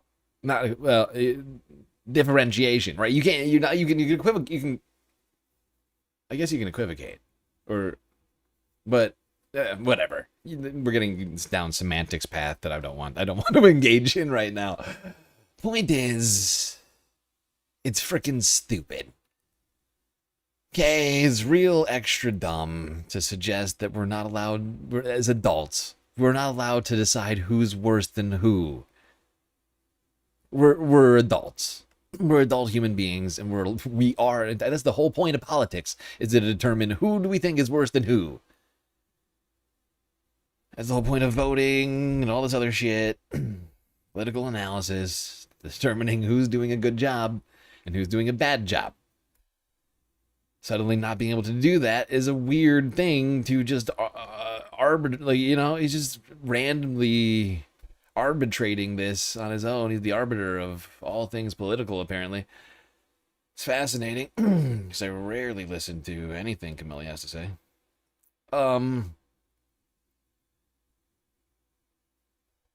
Continuing on in the fight over APAC, more fascinating things regarding Michigan.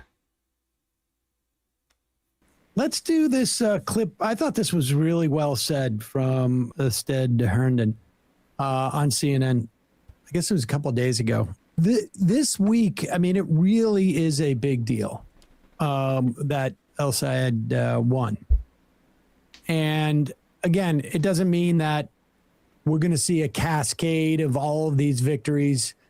It doesn't work that way. But this is definitely a watershed moment. Haley Stevens was not the best candidate, but they put $60 million, maybe more, behind her.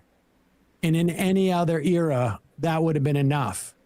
And you also have to ask, why don't they have better candidates? Why can't they find a better candidate than Mills, than Stevens? Why can't they find a better candidate than Mallory and McMurrow?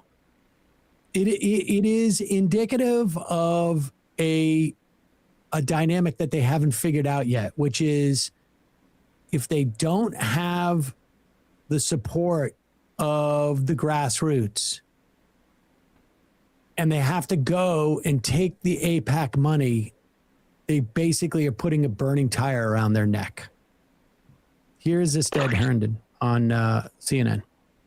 But I also don't think we should skip ahead to the general without acknowledging what El Sayed might do in this primary. I mean, I think the Democratic establishment has had their, Stevie Wonder glasses on for the last year and a half. They've tried to say that Zoran was just about Andrew Cuomo, or that Plattner was just about Mills, or that Colorado or New York City congressional primaries were one-offs. This is a sea change in the Democratic Party. Right. This is a fundamental shift in the electorate. With El Sayed flipping AIPAC or corporate money back onto Haley Stevens is not just a rejection of that candidate or a testament to his political athleteness, which I think it is. I think it is also them being on the side of a 70-80% issue among the Democratic base right now, an issue that is a gateway for believing you about affordability, believing you about challenging corporate PACs, or even challenging Donald Trump.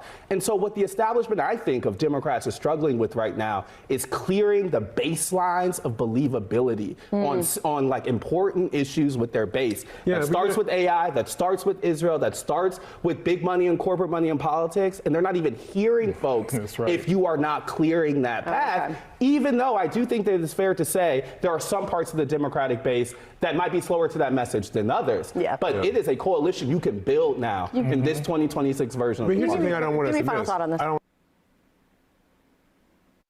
gotta say, I love this picture. Hold on, go back. Wait, no. Yeah.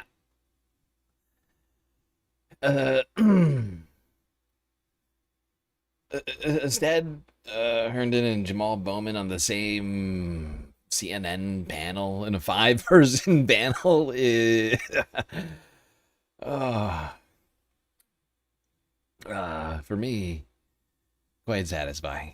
I think it speaks once again to where we're at right now, right? That the mainstream media is freaking out. And I feel like to some degree this is them turning to the two most, at least for them, their most, I don't know if comfortable is the right word, but they're trying, I feel like they've brought these two dudes in here to explain to them why they're wrong, and I'm here for it, right? Like they're like, okay, we're clearly wrong, but we can't quite figure out why we're wrong. Maybe if we bring these two guys in, we'll suddenly have a realization. And, to be honest, I think it says something good about the current tone of things. In that we're having now essentially at least I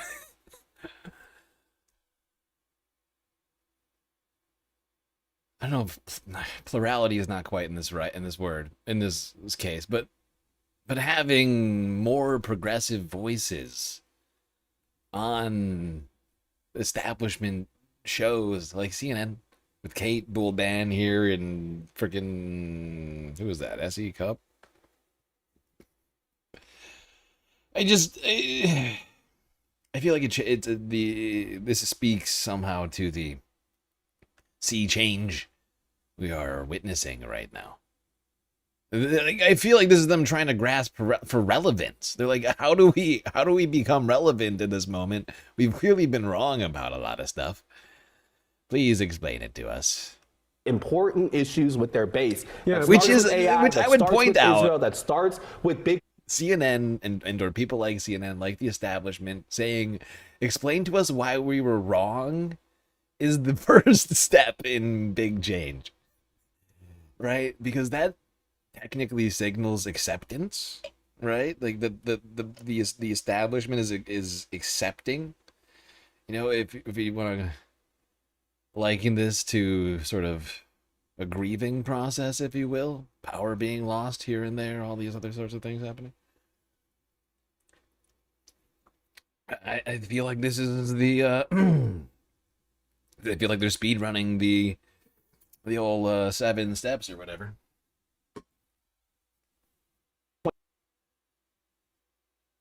'26 version. Here's the thing I don't want to Give me final thought on this. I mean, this is, the way he states it in terms of they can't clear this hurdle. It's an 80-20 issue. That's the dynamic. They are locked into the 20%. of an 80-20 issue, one that is like a sort of just a credibility issue out. Yeah, it's just one that's deeply toxic to the base, 100%. And what was I just saying? Yeah, and I think this signals like some sort of like real sea change in this political moment that we are having that I'm excited about. And to be fair, I think the most pragmatic liberals are picking up on this stuff, right? The primaries are almost done. I mean, CNN was trying to declare the primaries done months ago, which I loved. Does everybody remember this when I talked about this? Does everybody remember when I flipped out back in May after like the Ohio primary, and they were like, the primaries are basically done after we'd had like 6 or 7. I was like, are you kidding me? We're about to get into them and you're telling me they're done? You guys are already throwing up your hands on democracy. And I think that was their plan. I think that was their plan, was to completely ignore the primaries. But we forced the issue, folks. Feels like we forced the issue, and they have, feels like we kind of have them on the run.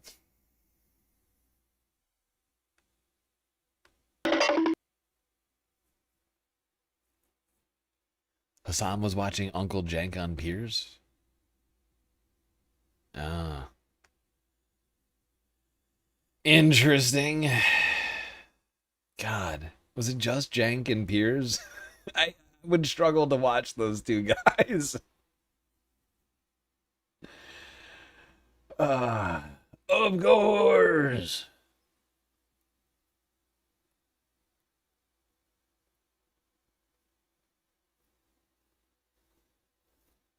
It was a panel? Oh, good. I'll bet that got really yelly. Okay. Now, I really, if I weren't so tired tonight, I would do something. Right now, I'm not going to do it. So we're just going to watch this quick clip. But during Sam's sabbatical, his hiatus from the Majority Report, apparently he was cheating on us all with Mehdi friggin' Hasan over at Sateo. What? That's right, I have discovered that actually an entire podcast episode exists. Sam spent an entire hour. Sateo audience had Sam. They knew he was alive before any of us. Tells you why being a Sateo subscriber pays off. God, if I could just make being a GNN subscriber as fruitful or beneficial.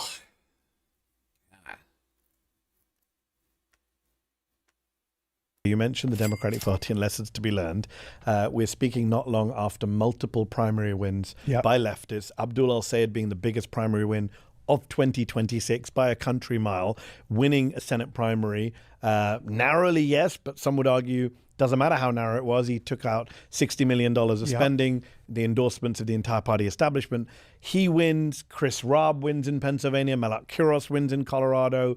Claire Valdez and Brad we're Lander. At 7 DSA members are going to be Congresspeople this year. According to my colleague Prem Tech, I think it's 9 total self-professed socialists, because Brad Lander is no longer DSA, but he does identify as a Democratic Socialist. Correct. So you've got about 9 socialists will be in the House in January by Prem's count. So that's just an interesting phenomenon, but also the lessons learned from Democrats about change, populism, anti-establishment messaging. I think that's really important. But what do you say, given we've talked about the Tea Party in 2010, as both of us are old enough to remember that period, what do you say to this common line now, which is, this is the Democratic Party's Tea Party moment. What's happening now? This is the Democrats' Tea Party. And remember, the Republicans' Tea Party didn't work out so well for the Republicans. What do you say to that line of argument? It is only analogous in the sense that there is an insurgency, Yes. and the establishment of the Democratic Party is completely out of touch with the voters. Which the Republican establishment, as we discussed, Yes. with its vote. Absolutely. And one thing before we finish this, because I think this is an important point that Sam makes here regarding this moment, which we've been discussing loosely as the Democratic Tea Party, but as I've been saying, we need a new name for. And I feel like Sam has vocalized more of what I've been trying to say this whole time. What am I doing here? There we go. I just want to point something out. Because while, at least at the time of this filming, which I don't know when this was. I should look at it. I don't know exactly the date. There was 9 supposed Democratic Socialists that had won primary elections. If you look through my list, the master list, if you will, the Galactic Master List, which is technically missing Texas. Texas. Who else is it? It's Texas. Oh, my brain is broken. I'm sorry. I'm not going to tell you which ones it's missing. It's missing some from before May 5th. But if you look through this, you've got some very progressive and or leftist, self-described Democratic Socialists or Democratic Socialist, members may not be endorsed by the DSA.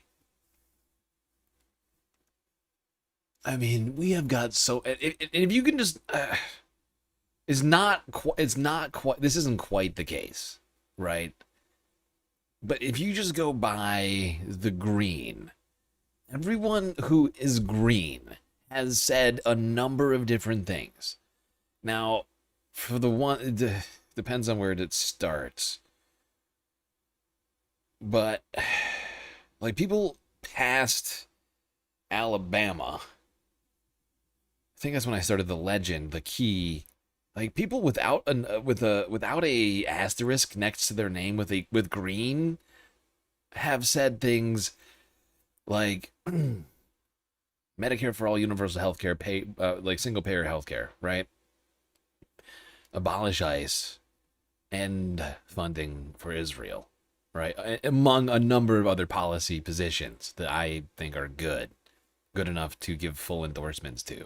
Right, we're talking about a huge number. It is piling up. I'm trying not to sit around counting it, but since we're talking about it right now, I'm gonna do it real quick, okay? And we're gonna skip before I started making distinctions because I can't remember where each of these people stand, right? And I started doing the legend after where?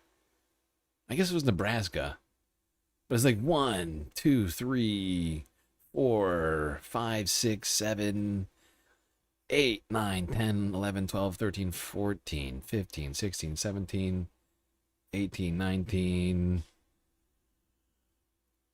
20. 21, 2, 3, 4, 5, 6, 7, 8.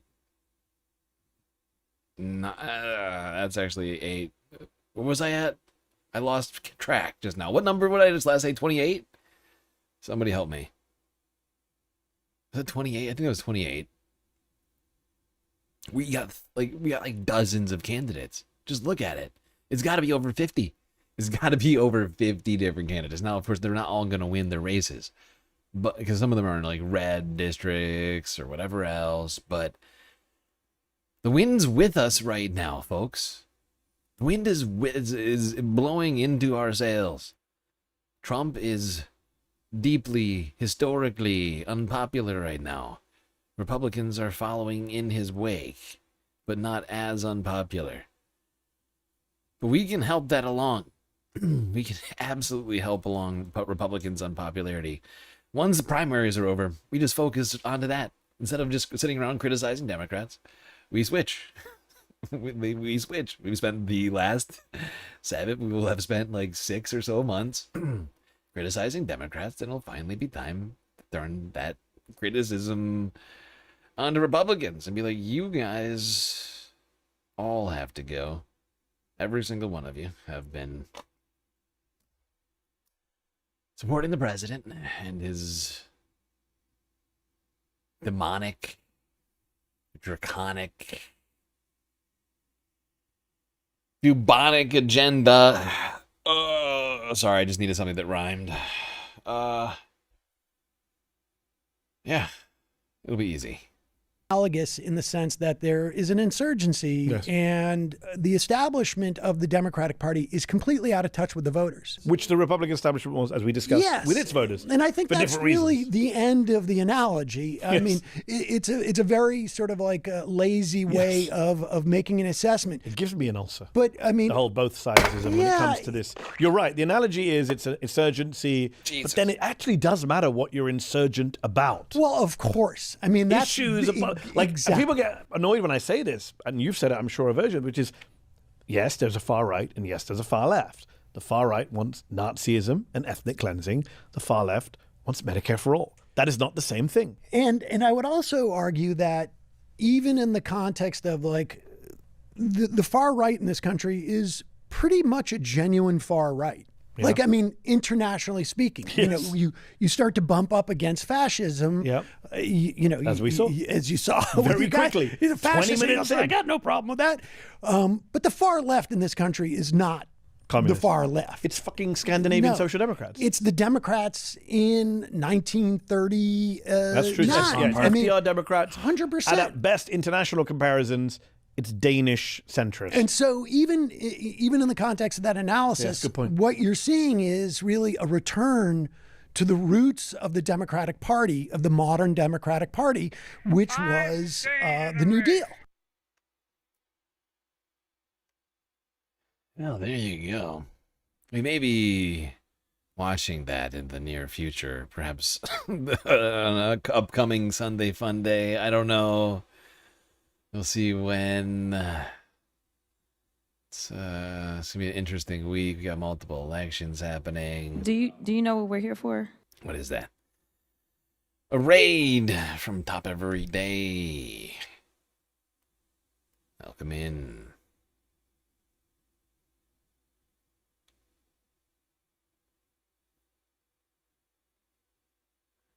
All right, now continuing with the fight happening in the Democratic Party. Former Republican Joe Scarborough. And when I say former Republican, I mean he was literally a congressperson, wasn't he, as a Republican? Or did he run? I can't remember if he ran for Congress or if he was actually a congressperson. Yeah. No, he's a former U.S. representative. And a Republican turned MSNBC host. Him and his wife, for what feels like decades now, have been sitting here aging in front of us. Just growing wealthier and more out of touch by the day. Voters in Wisconsin head to the polls tomorrow to decide the Democratic nominee for governor. State Representative Francesca Hong is currently the frontrunner in the race, but the Democratic Socialist has faced scrutiny for past social media posts. Can you believe this is what they're fucking doing right now? They're like, oh, they're scrutinizing Francesca Hong's Twitter posts. Can you believe these like lame asses? This is so cringe. Is this really what you guys do? Oh, Francesca, she wants to give you health care. You know, she wants to make society better, but have you seen her Twitter? She once said something mean. She once said a mean thing. Oh, this is so tired and lame. These people suck so bad. Posts, including one calling for Thanksgiving to be canceled. Exactly, cancel Thanksgiving. Oh no. Oh no, Thanksgiving canceled. I thought this was America. Huh? Isn't this America? I'm sorry, I thought this was America. Democratic Congresswoman Alexandria Ocasio-Cortez of New York, who has declined to endorse any candidate in the Wisconsin gubernatorial primary, weighed in on the race yesterday.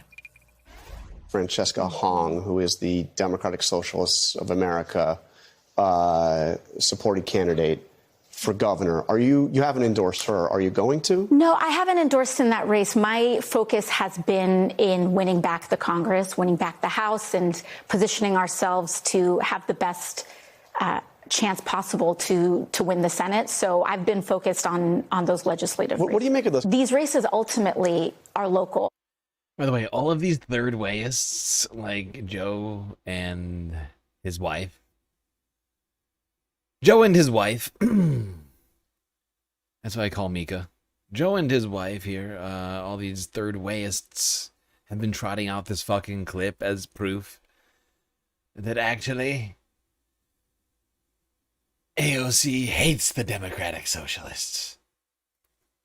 And all politics are local. My understanding is that that Francesca Hong has made clear her present stances to her electorate. Yeah, she's moved away from electorate. Right, she's moved away from it. And I have a local city councilman.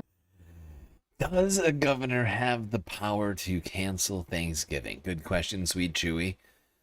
I don't think so. I think it's a federal holiday. So even if a governor wanted to, I think the federal government supersedes the state.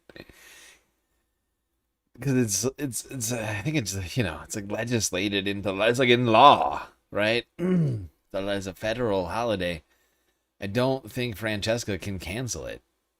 And when she said it, I think she was being sarcastic. Like, I'm fairly certain that policy-wise, I've gone through her website. Nowhere does it say cancel Thanksgiving. So if that is one of her plans, it's like nefarious and some sort of like, this is like some sort of secret plan that she's got going on in the background.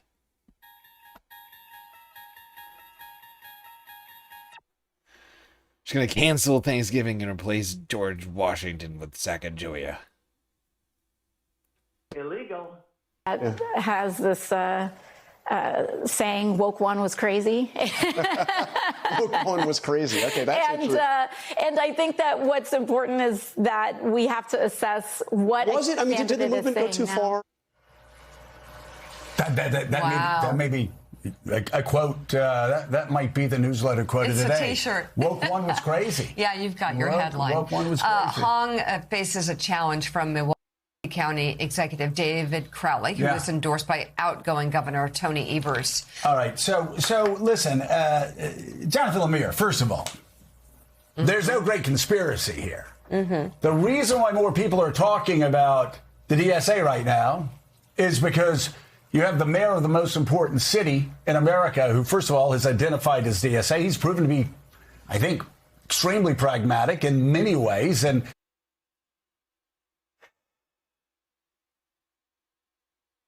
Joe Scarborough is coping so hard right now, but it gets worse. There's a lot of cope. He's like, actually, he's doing two things.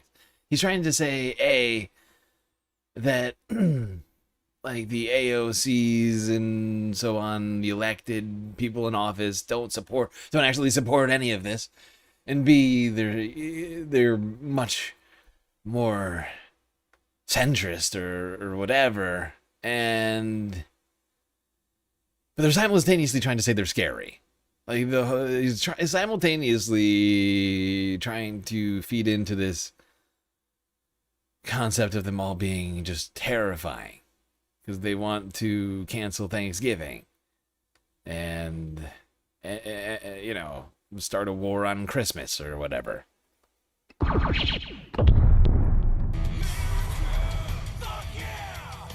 who despise how successful he's been. His approval ratings are high. Murder rate, the lowest I think it's ever been on a record. The economy, we're going to be reading something from the Financial Times talking about actually how New York City is thriving right now based on just about every metric.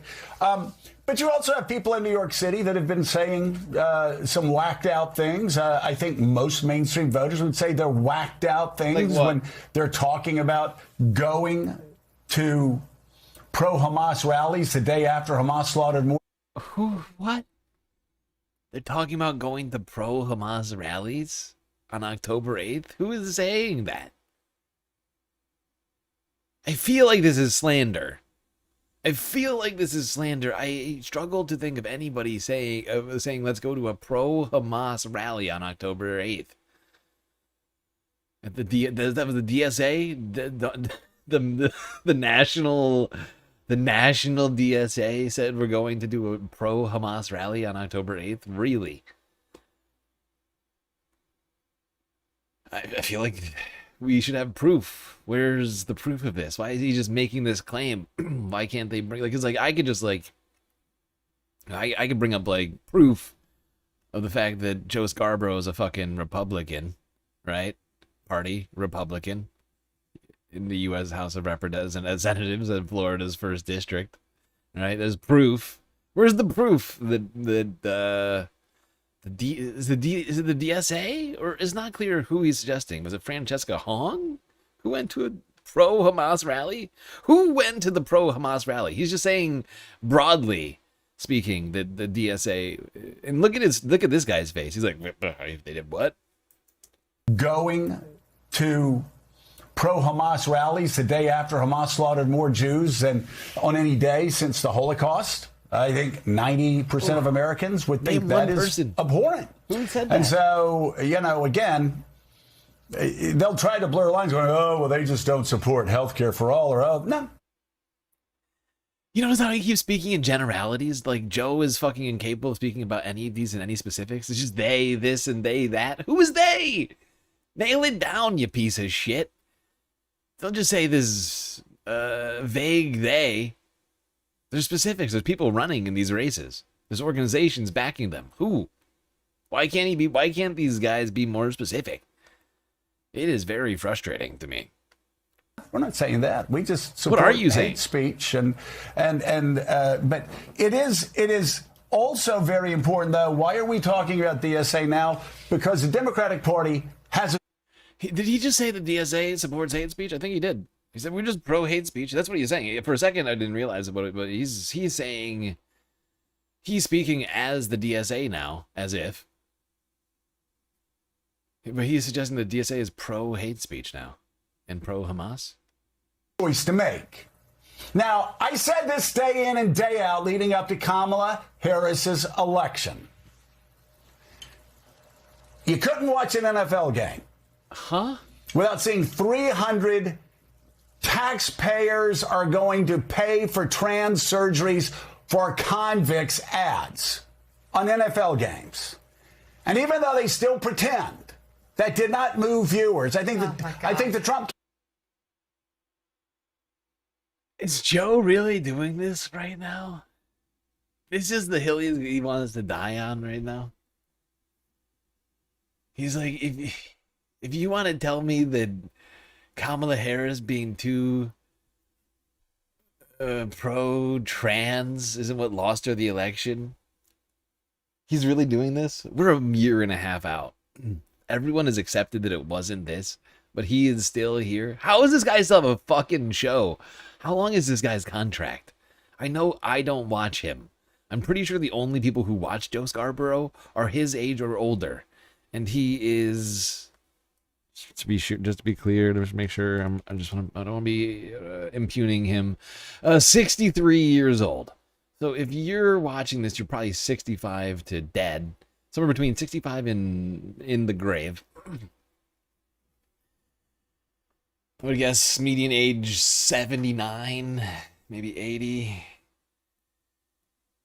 But I think even his viewers are more to the left than he is. What is this nonsense? He really here to say this? This is really what he's doing? If you're here telling me that Kamala's vehement pro-transness wasn't the thing that lost her the election, not the complete ignorance to the economic, situation of a huge portion of America, or the feelings of millions of Democrats on Gaza and Israel, or no, it's the trans ad. It's the trans Super Bowl ad. Okay. Spent $30 million on those ads. and it moved working class men. Working class white men, working class black men, Or it kept them where they working are. class Hispanic men. It just did. And the Democrats had their head in the sand. This is all he's got. So there's nothing wrong with the Democrats supporting economic justice. There's nothing wrong with the Democrats supporting, cutting taxes or getting rid of the Trump taxes and making. Getting rid of the Trump taxes. This is what I've been saying now for, I think, weeks. But I'm done with the elephants in the circus tent. Okay, we are in a circus tent. Okay, in the Democratic Party. And we've got a bunch of elephants. Republicans. Literal Republicans. Like Joe Scarborough. Who pretend to be liberals. But he's not even a liberal. He's here complaining about trans people still. Even the liberals have stopped this months ago. 6-9 months ago they stopped. But he's still playing this card? I can't even imagine being this out of touch. I really can't. And this guy's getting paid millions and millions. Him and his wife. They're both getting paid millions of dollars to sit around here for couples therapy. Or whatever you want to call this. Display. It's not informative of anything.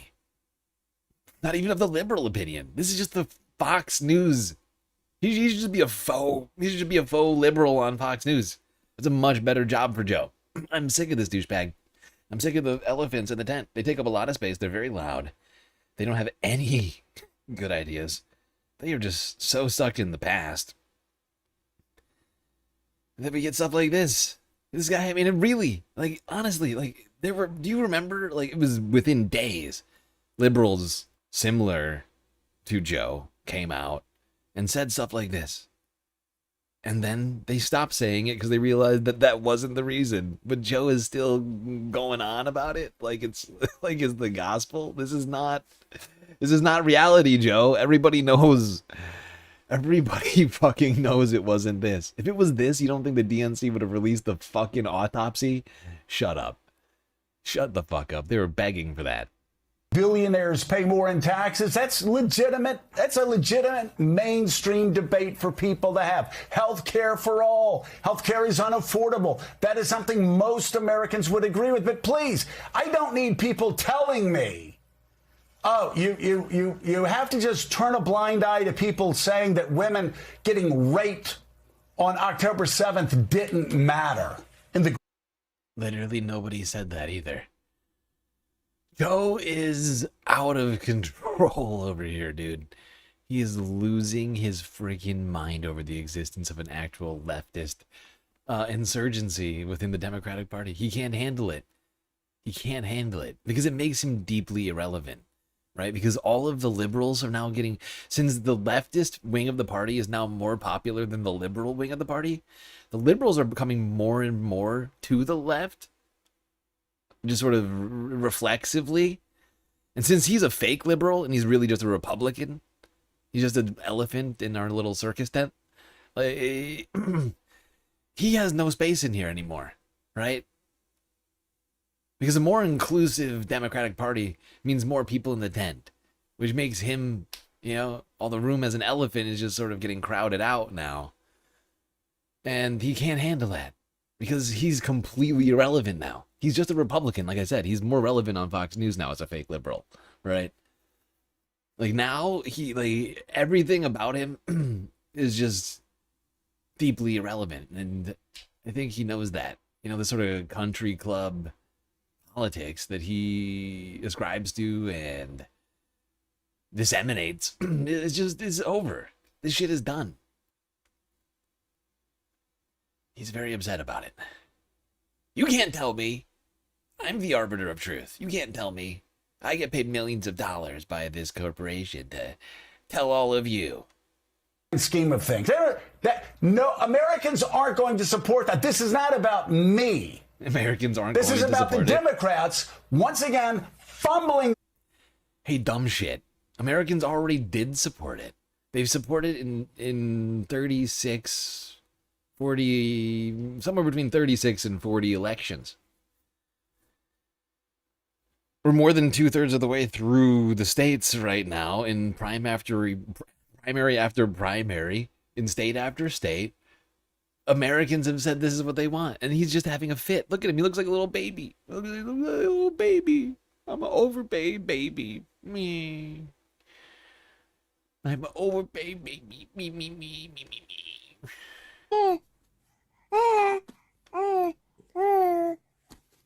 Football on the 2-yard line when they have a chance to make great gains, but being so woke, I don't know if you want to call it woke 1, woke 2, or woke 3, but being too woke to call out the obvious.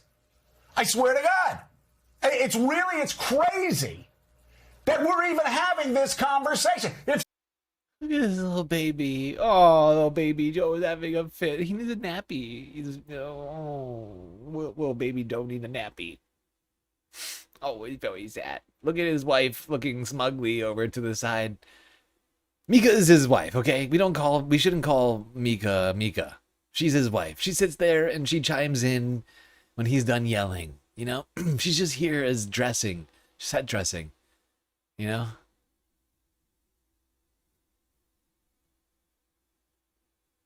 She's more of an object than a human.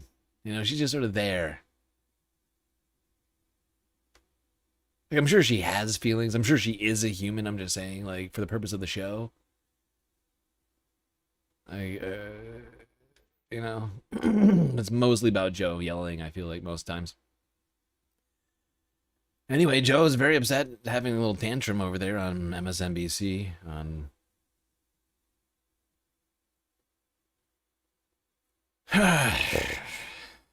public forum. Very upset. Very upset that things are changing without him.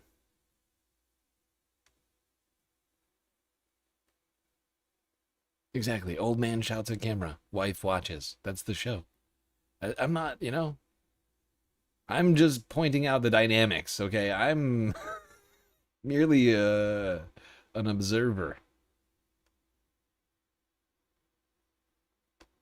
We've never met. I've never done like a campaign for him at all or anything. I've just been like, yeah, he's I just said he's an interesting candidate. Okay. And they were like, John Ossoff, why won't you burn an effigy of Hasan Hamas Piker? He said you're an interesting candidate. And he was just like, what? And he just moved on. Like, oh, that's it. John Ossoff's cooked. That's it for Ossoff. Oh, bye-bye. Bye-bye, Ossoff. You were a senator, but then you stupidly didn't burn a Hasan effigy, and now your political career. That's over. Everyone knows it's impossible.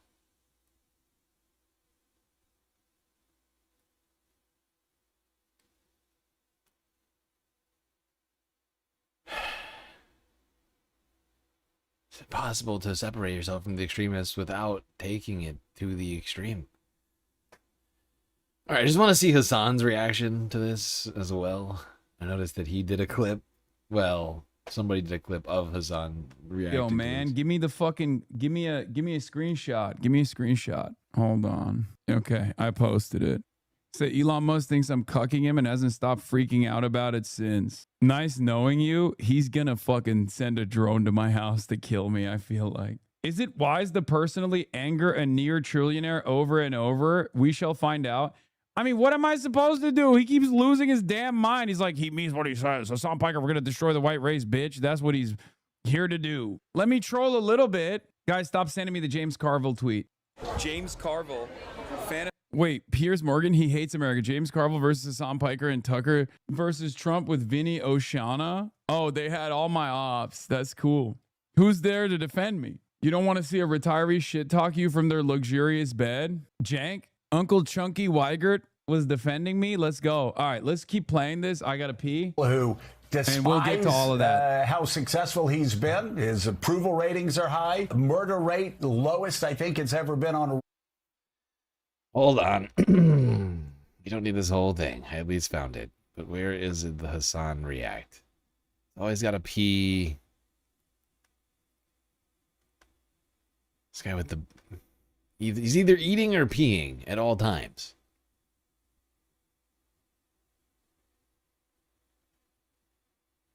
It's crazy. It's crazy. The Trump taxes and making billionaires pay more in taxes, that's legitimate. That's a legitimate mainstream debate for people to have. Health care for all. Health care is unaffordable. That is something most Americans would agree with. But please, I don't need people telling me, oh, you have to just turn a blind eye to people saying that women getting raped on October 7th didn't matter in the grand scheme of things. No, Americans aren't going to support that. This is not about... Yeah, rape doesn't justify genocide, by the way. And that is unironically the position of the overwhelming majority of Americans. Like, that's literally the position. The overwhelming majority of Americans now recognize it as genocide. The overwhelming majority of Americans... I believe it's not just the position of Americans. I also think that's the position of the International Criminal Court. One war crime does not justify more war crimes, right? One atrocity does not justify another. Everybody gets charged, technically, usually in those sorts of situations, which is why both Hamas and Israel face charges right now. Understand that Israel has done a genocide and it's completely unacceptable. So no, sucks to suck, Joe Scarborough, but no, that position is actually one that the majority agrees on, no matter how hard you try to frame it. Dropside did a context response to it. Joe Scarborough used the Eva, Wisconsin Democratic primary to deliver a fact-free 10-minute smear of Hasan Piker, Francesca Hong, Daria Eliza Avila Chevalier, and the DSA, built on butchered quotes, shameless distortions, and Hamas rape allegations no major human rights organizations have been able to verify. Here's everything you got wrong. Pro-Hamas rallies after at 10-7. Scarborough, referring to Democratic candidate New York 13 Daria Eliza Avila Chevalier and DSA co-chair Megan Romer, said people supported going to pro-Hamas rallies the day after Hamas slaughtered more Jews than any day since the Holocaust. The framing is entirely his own. The demonstrations he's pointing to were Palestinian solidarity gatherings that Avila Chevalier said she attended because she expected Israel to attack Gaza indiscriminately and disproportionately. She was right. By October 8th, 2023, the day after, Israel's military said it had already bombed some 800 sites in Gaza, a geographic area smaller than New York City, with the IDF military spokesman claiming entire cities nests of terror. By Sunday, late Sunday, Gaza's health ministry reported 413 Palestinians killed and more than 2,300 wounded. People marching on October 8th were reacting in real time to bombs already falling on one of the most densely populated places on earth, but Scarborough presents them as celebrating a... Yeah, and I would point out when Joe Scarborough, Republican, over there on MSNBC, says that a Palestinian solidarity march is the same thing as a pro-Hamas rally or whatever he called it. He is doing the same thing that the Trump administration is doing right now, right? Claiming that people like, fuck. Oh, God. Like Elisa Osterg or, you know, any of the other, like, pro-Palestinian activists or pro-Hamas. He's doing the same thing that they're doing. And this is the kind of thing that is like an 80-20 issue, as we've said over and over again, that he's continuing, people like Joe Scarborough are trying to push. You know, that somehow being pro-Palestinian, like, nobody believes that. Like, only, like, some tiny fraction of America actually accepts that premise in any form or fashion. It's tired, it's done. It's been proven now over and over again that nobody in the Democratic Party, especially, accepts this, and it's just crazy that this is the last sort of thrashing, seemingly, of the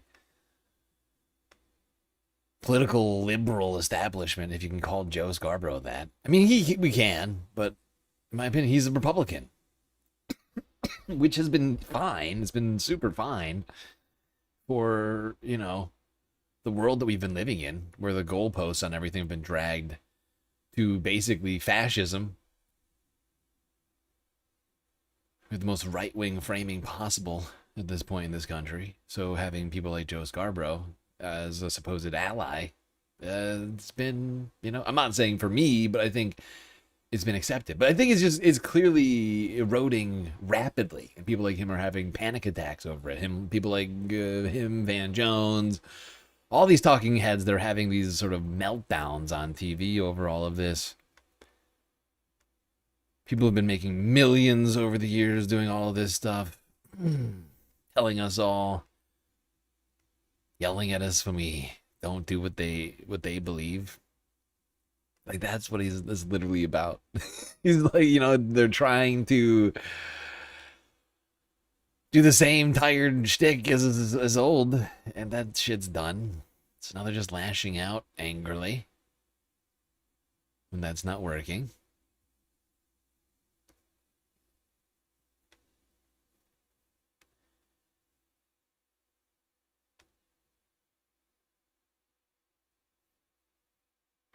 Pretty sad to watch. Now, some people are actually having healthy reactions to all this.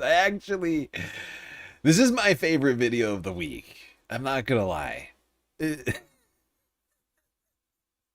didn't expect this when I first clicked it. I thought I was gonna hate this, but I actually love this. Is a secret, like, it's a sleeper.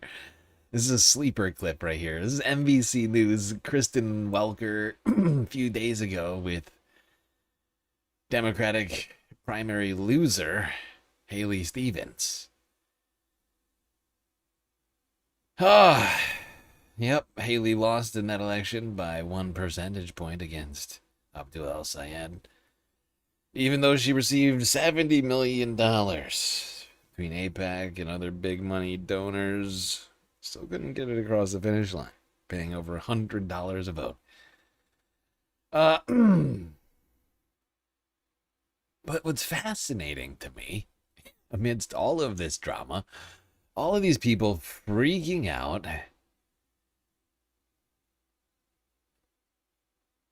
Haley Stevens is having the most normal, or should I say, well-adjusted reaction to all of this. I literally could not have written this.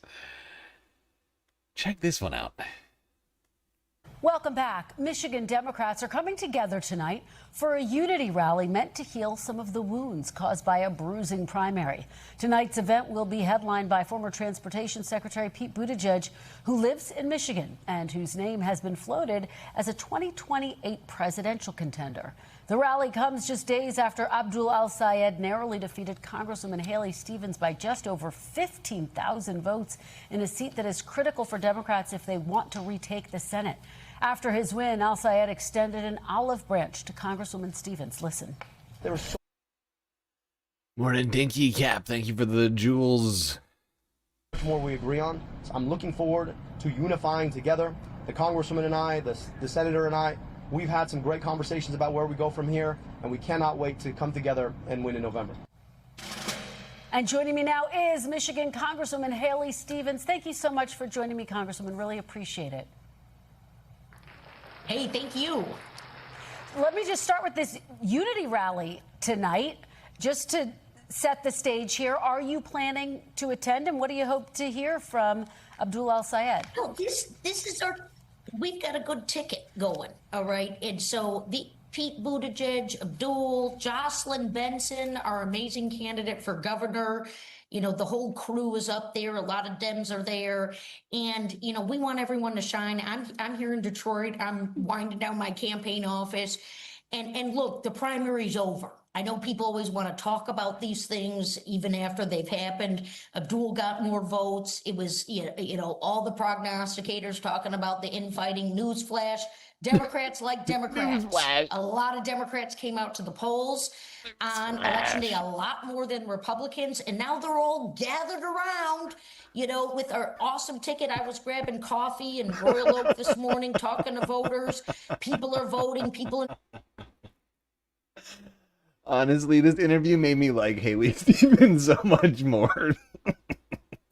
Like I said, this is the most well-adjusted reaction to the situation out of anybody that we've seen so far. She's just acting like a normal human being. She's like, yeah, primary's over. Democrats like Democrats. Like, she's actually doing blue no matter who. Like, it's actually beautiful. Like for me, like because we've been told that we need to, no matter what community you might be from, different times. Oh, blue, no matter who, Oh, you gotta go, you gotta vote. We've been hearing that election after election after election. It's gotten really tired when it's always somebody that we don't like. And then when it comes to things like this, it's always like exactly what we've been dealing with. And then to have Haley Stevens, the poster child for the establishment moneyed interests, to come out here on MSNBC and be like, actually, I'm Team Abdul. He's a great guy, and we got a great ticket. It's a fantastic ticket. Abdul and John Ossoff and and who else did he say? And James Dallarico and Jocelyn Benson, an awesome governor, and it's gonna be great. And I'm just like, oh my god, it's actual blue, no matter who. This is the vibes. These are the vibes. These are immaculate vibes. Grabbing coffee in Royal Oak this morning, talking to voters. People are voting. People in Detroit are voting. That's what we want to have happen, because we will beat Republicans. We are going to stop the madness with this corrupt, broken, cost increasing, out of control stuff that's been going on. No one likes it. People are unhappy here.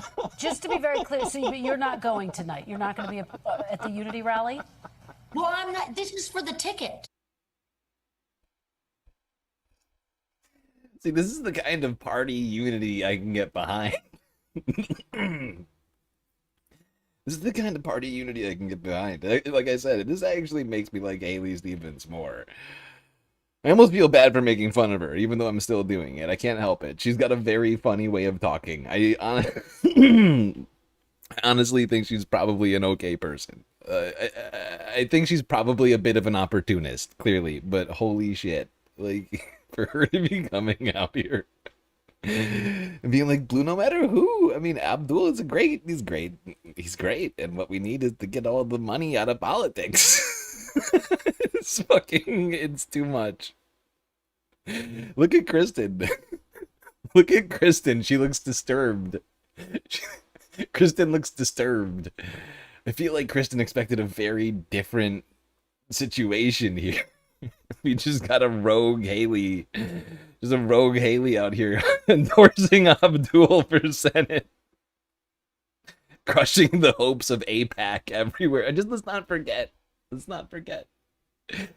AIPAC spent $30 million on Haley, and then promised to spend $10 million on what's his name, Stevens, the Republican. I can't remember the name of the Republican opponent in this race, but the fact that AIPAC is like, fuck it, we're endorsing Republicans now, and then Haley comes out. Haley comes out and says, no, we need unity. Oh, it's wild. I mean, if they, it's okay. I'm supporting them. I'm all happy to be here. I just told you there's no drama. Okay, I know you want the drama. I don't have drama.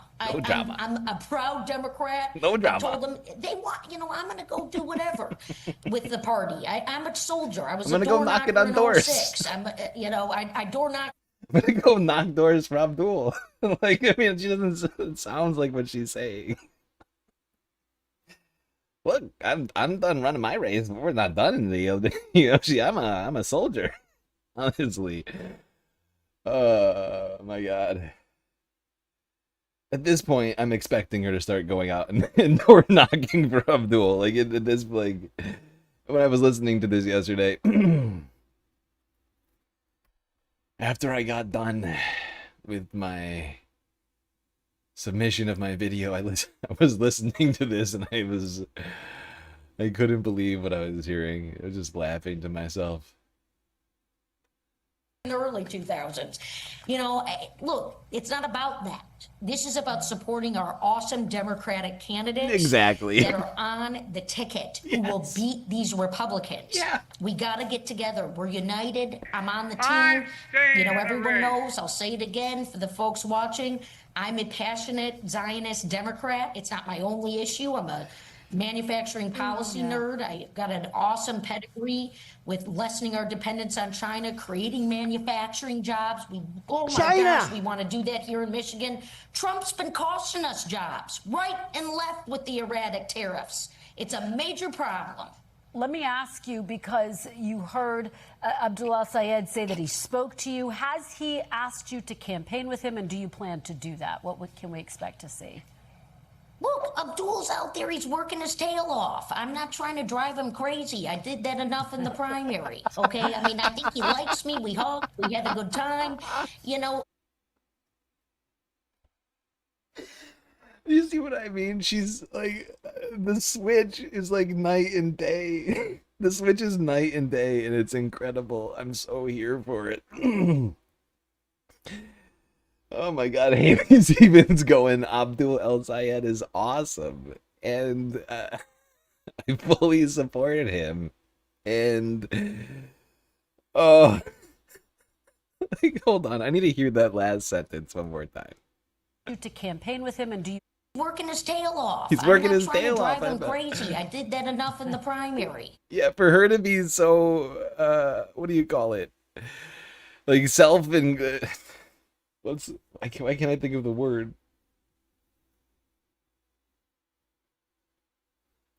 Why can't I think of that word right now? I want to say self-aggrandizing, but it's literally the antonym. It's the opposite of that word. It's like self-effacing. For it to be so self-effacing and this, like, just like, I annoyed him enough. He doesn't need me annoying him more. Like, it just, oh, it's crazy. It's crazy for her to be going from that one end of the spectrum to this end of the spectrum. Oh, but this is actually the vibe we need from all of the Democrats who've been, you know, like, anybody who's not acting like Haley is a fake Democrat. If you're Van Jones yelling about, you're a fake Democrat. If you're fucking Joe Scarborough, you're a fake Democrat. Okay, this is a real Democrat. She's like, no, blue no matter who. Okay, Abdul is great. He won a Democratic primary. I support him. My Abdul t-shirts is in the mail. You know, I'm not gonna annoy him anymore. He's working his butt off, and like, I mean, this is what, like, it's kind of crazy in my opinion, because we've been doing this now for months, and to watch this change over, you know, a little over like 3.5 months now, a little like 4 months since the primary started, for this change in such a way, we are seeing cracks, in my opinion, and Haley is one of them. Hot right now. Haley is one of those cracks. This interview is one of those cracks. For Haley to just come out and be like, you know what? No, we need to back Abdul. It breaks the narrative that AIPAC is literally trying to sow right now. Right? Yeah, they are literally about to get behind a whole bunch of Republican candidates in the general. And she is in here saying, I'm a proud Zionist that supports Abdul el-Sayed in the general. That does not help them at all. This is literally a nail in the coffin on the Republican senatorial candidate. Think about it for a second, okay? She literally just got, think about the ads. Haley received $30 million from AIPAC. They're about to spend $10 million on the Republican opponent, and she is in here saying, I'm a proud Zionist who supports Abdul. That's the ad. That's the ad right there that decimates all the AIPAC money in one swoop. Right now, where there's amazing things happening in this city. It's an incredible city, and there's people who need government services, who this administration is trying to, rip from them. Medicaid Healthcare, it's so real. I mean, there is a hospital right down the street. It's called Henry Ford Hospital. Some people are mad at them because they're off with the unions. My friends at the Teamsters, they're great people. You know, they're going to be getting out the vote. Abdul wants to do the PRO Act. Alyssa Slotkin wants to do the PRO Act. She's our senator. She's helping guide this ticket. I know she wants to work with Abdul. She's all on board. But this is happening. Alyssa Slotkin's on board. Alyssa Slotkin's on board with Abdul. Is she? That was a fascinating. Honestly, I really needed it. So last night I jumped on my e-bike for a ride after I got done with that freaking. Must have been, God, what time? It was so late. like after I decided I couldn't do a stream, I jumped on my e-bike. I listened to this thing. I was listening to it. This clip gets better and better. It's like a fine wine. Over the 11 minutes, this thing just. And honestly, Kristen tries to like double down, and triple down and get Haley to. Where does this happen? Where does Haley try and get? Yeah, it's Mike Rogers. Mike Rogers is about to get a bunch of APAC money, supposedly. Is it here? Where does she try? She tries to get Haley back on board or back off of Team Abdul, but she like doubles down. I could swear to God. Where is it? Is it here? I'm sorry. I should have taken notes, but this is my life. I think it's here. And people, period. Let me ask you about one of the big issues. As you know, the dividing lines between you and al-Sayed on the campaign trail, support for Israel. Michael Horowitz, a Jewish community leader in Detroit, said this after Mr. al-Sayed's win. He said, quote, "I can't vote for al-Sayed." He went on to say he's leaning strongly to Rogers. "I have heard from many in the Jewish community who say they will be supporting Rogers." What is your reaction to that, and could it cost the seat? Look, it's a private decision. You know, I'm not going to drum up drama so you keep asking me to get on your show. I mean, people are going to respectfully cast votes. I know Michael Horowitz. I have not talked to him. I think he's a great guy. I've actually been over to his house for dinner. He's my constituent. But, you know, and I haven't talked to him. You know, I really haven't. I will. But, you know, and respectfully, you know, my job, I'm a congresswoman. It's to listen to people. It's to hear them out. Michael votes. I don't think he misses elections. People. Cook, Haley. Holy shit. Honestly, that was that's most respect. When it got to this point, I was like, I could not believe what I was hearing. Haley Stevens is heading out the door. All right, I just want everybody to think about this for a second. Haley Stevens is heading out the door from her government job. And she is in here going, I am not here to start drama, okay, Kristen? I don't need to be invited back on your show, okay? Like, I couldn't have more respect for Haley at this point. I was listening to this thing last night. I was like, holy shit. Like, on multiple occasions during this interview, Kristen keeps trying to drum up some shit because that's what they thought this was going to be. They set this whole interview up to be a hit piece on Abdul, and the whole time she doubles down and triples down and quadruples down, and she's like, "No, I'm not gonna play this game. I don't care if you don't ever invite me back. I support Abdul," and it's crazy. And I honestly I respect the shit out of it. I really do. And it was refreshing, and so what we need in the goddamn. In the general, okay? Because in a month, in 1 month, the primaries are over, right? Let's not forget where we're at right now, okay? Because the primaries are really wrapping up. The bulk of them are over, right? I have been tracking them since Ohio. Of course, a couple happened before that, but I've covered most of them. But we've got... 4 tomorrow. Sorry, 1, 2, 3, 4 tomorrow, right? 3 next Tuesday. And then 1, 2, 3, 4 going to the third week of September, right? The 15th. That's it. That's done. That's it. What is that? 10 elections? 1, 2, 3, 4, 8, 10. Yeah, 10 elections. Or no, I'm discounting Hawaii. No, Alaska. 11. Sorry, Alaska. You count.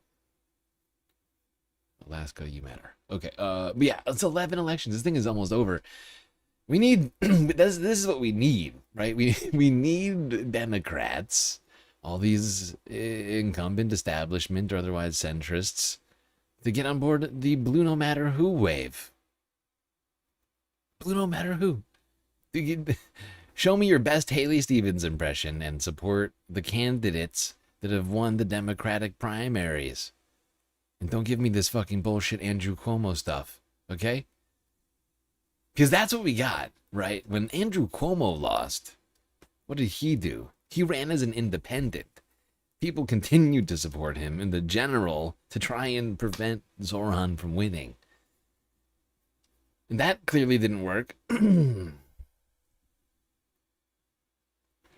be a lot more productive if people just get on board with the people who actually won the primaries.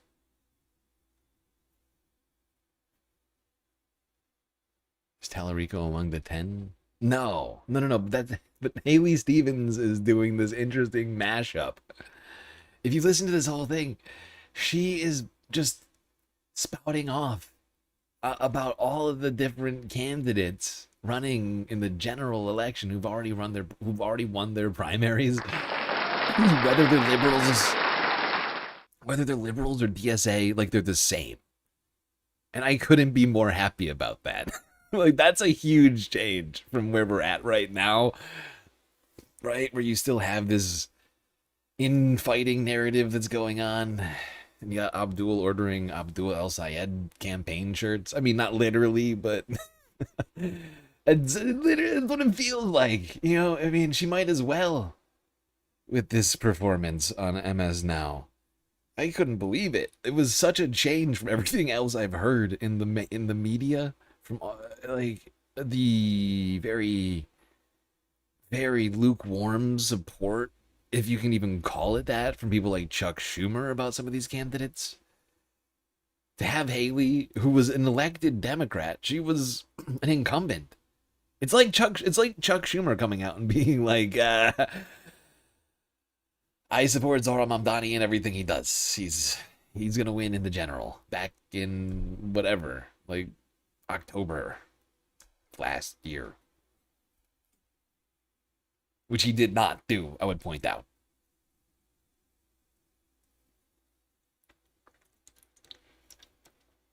More jewels from Gordon Dinky Camp.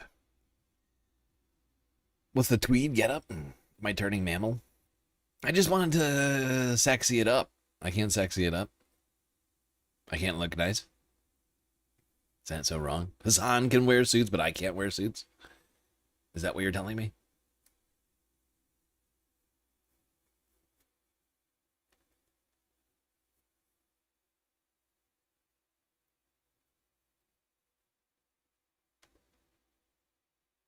Is that what you're telling me right now? Help! Help! I'm being repressed! I'm not good enough for suits. What? I don't deserve it.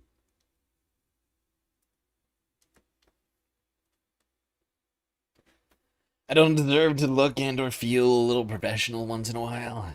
Jeez. It's a little hurtful. That's a little hurtful.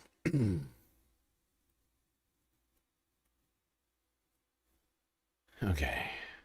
So like I said, we're not going to do a full show tonight, just so I can start early tomorrow for the election stream that we're going to do.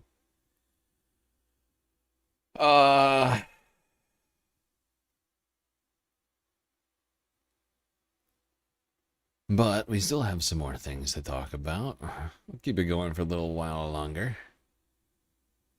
We didn't have a galactic content goal, but we would have smashed it had we had one. So I don't want to, considering, I don't want to too soon. So we'll talk about a few more things in U.S. politics. I got I have enough content to do a full 8-hour show, just not the energy.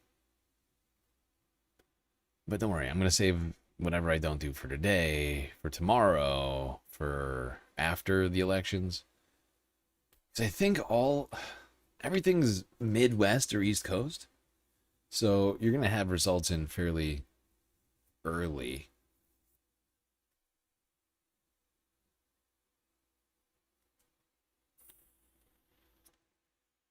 Did I win a PGL tournament? No. PGL? What is that? Is that poker?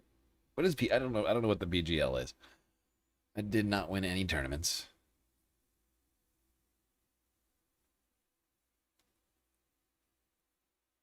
All right, back to the elections at hand tomorrow. We got elections in Wisconsin, Vermont, Connecticut, and Minnesota. Last week, Hasan was in the area, canvassing for one Francesca Hong.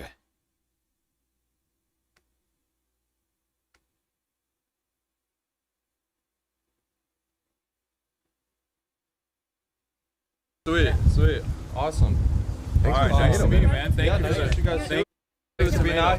All right. Well, I'll be in LA. You don't want to spend the day with me, so that's literally not true. I have you on the stream. This is the only way that we've spent time throughout the entire day, just on stream. Yeah. Hey, what's happening?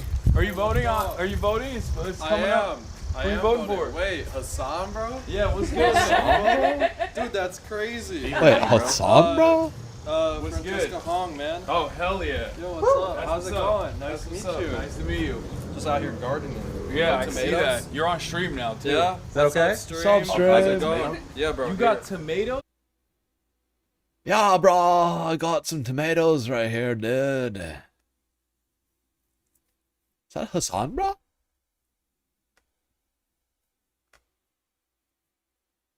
Space tomatoes, yep. Well, actually, no, those are Earth tomatoes. Although, technically, let's not forget, Earth is a part of space.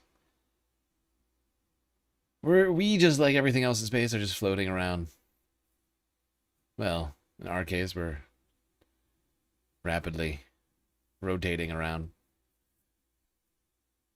solar body, but you know, like we're part of space too. But yeah, Earth. Those are Earth tomatoes. I'm pretty sure.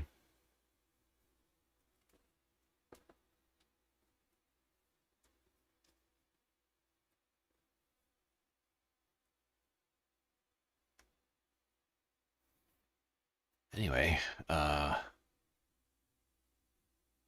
speaking of Hasan, Democratic Representative Debbie Dingell had some interesting things to say about Hasan. Debbie is a representative from Michigan's 6th congressional district, I think. She had a fascinating Hasan Piker take. I actually, I mean, I don't get how he has so many followers, to be perfectly frank, but I'm following him now because I'm trying to understand it. So I'm not defending it. I don't agree with things that he has said, but it's an interesting phenomenon, and you can tell that there's a difference in generations because, I don't know, he's got a lot of followers, and I'm still trying to, I guess he works out, and when he works out, he looks really good.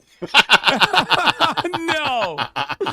Oh my God. Oh my God. Debbie Dingell. That is why did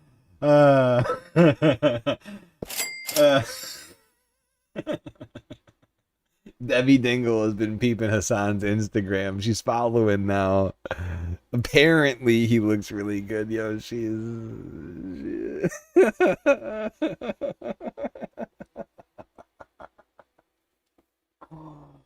I think she has a thing for Hasan.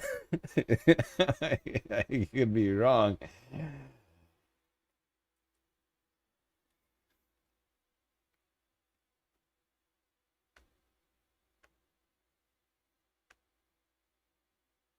say that.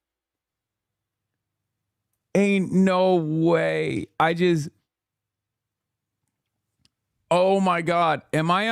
Is Debbie Dingle on fan cam TikTok?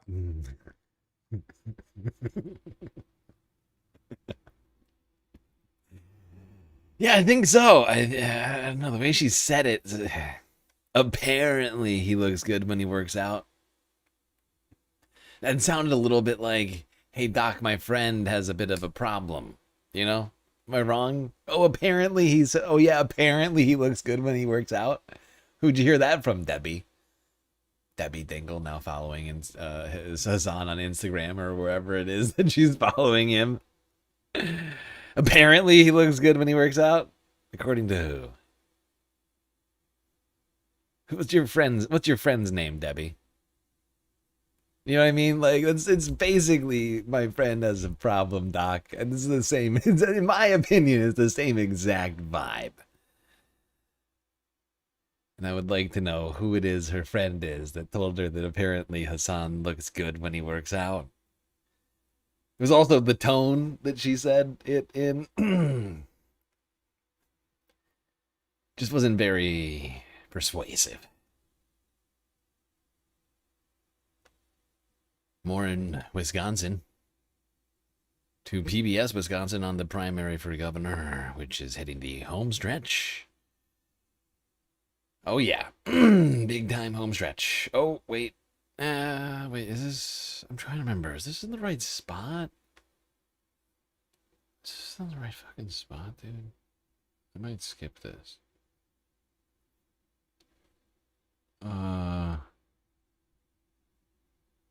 It's Abdul. That's Abdul. Yeah, fuck it. No, I'm skipping this one. Sorry. Yeah, let's go to PBS Wisconsin. I'm sorry, I forgot about this clip, but we're gonna skip it anyway. So yeah, PBS Wisconsin. Here we go. It was just over a year ago that Governor Tony Evers announced he would not seek a third term in office. The number of candidates seeking to replace him as the Democratic nominee for governor eventually surged to 7. But today there are just 4 left. And after Tuesday night, the party will seek to unite behind the winner against the Republican nominee, Tom Tiffany. You know, I think right now we are truly in a movement moment. On a Wednesday night in July, there's a packed house at the headquarters of the Democratic Party of Ozaukee County. It's standing room only to hear from Francesca Hong, the frontrunner in a Democratic primary for governor. I may not be the most polished candidate. I know that there are questions about executive experience and leadership. A Democratic socialist, Hong has served 3 terms in the state assembly. Yeah, I mean, just because she hasn't already been in an executive position, she does have experience in government. 6 years worth of elected office. Competent. Very competent individual. It's weird that people want to claim she doesn't have enough experience. The same people, I feel like, also supported Donald Trump. At least some percentage of the... I don't know exactly what percentage. I feel like some percentage of those people also voted for Donald Trump. The first time. When he was just a billionaire, fake billionaire douchebag. Not the typical resume for a gubernatorial candidate. I would say one of the most powerful messages that I carry with me in knowing that maybe this is time for a leader like me. Hong has consistently polled well ahead of the rest of the field, and her political movement is built on bringing new people into the voting booth. It's imperative that we grow a coalition and the electorate for Democrats. Yeah, and speaking of that coalition, let's be real though. The people who are criticizing Francesca most on that particular thing, like experience, the Democrats, the establishment Democrats who are trying to claim that they have more experience in the primary. The Republicans are claiming she's a communist who wants to cancel Thanksgiving. So, a little more focus on that. A communist. But tomorrow, hopefully, Francesca takes it down in the Wisconsin election, now right next door. In Minnesota, There's another election happening.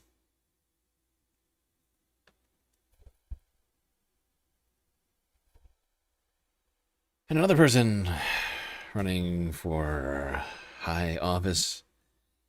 Senate, I believe. If I'm not mistaken.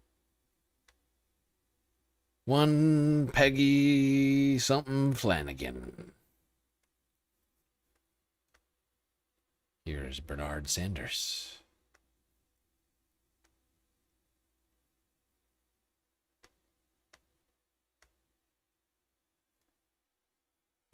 Hello, Minnesota. I want to say a few words about the election coming up this Tuesday.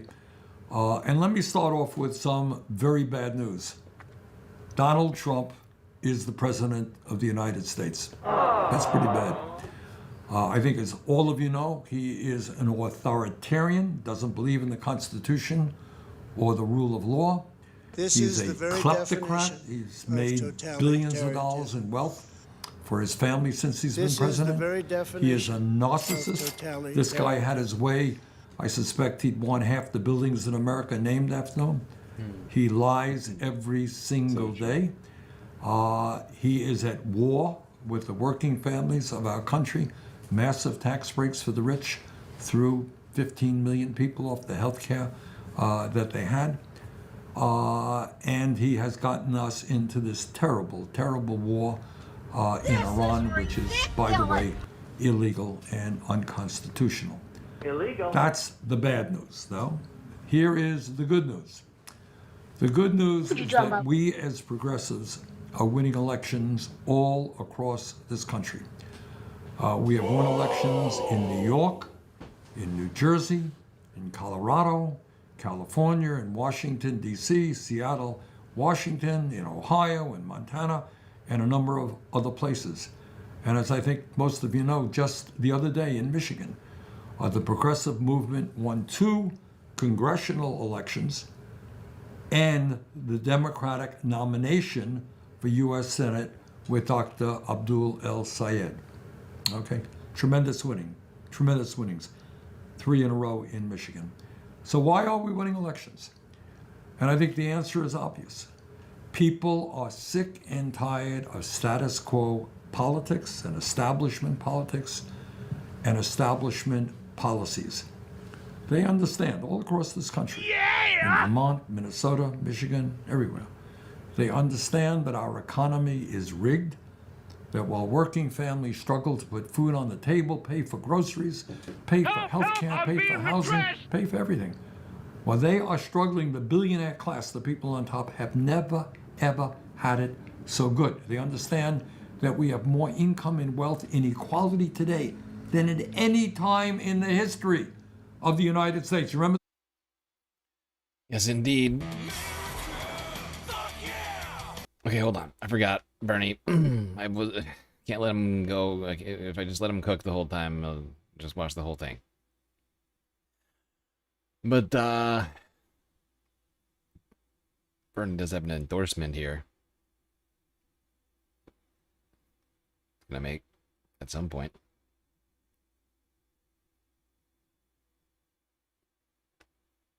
A broken and corrupt campaign finance system that allows billionaires to buy elections. And that's something very high on Peggy's agenda.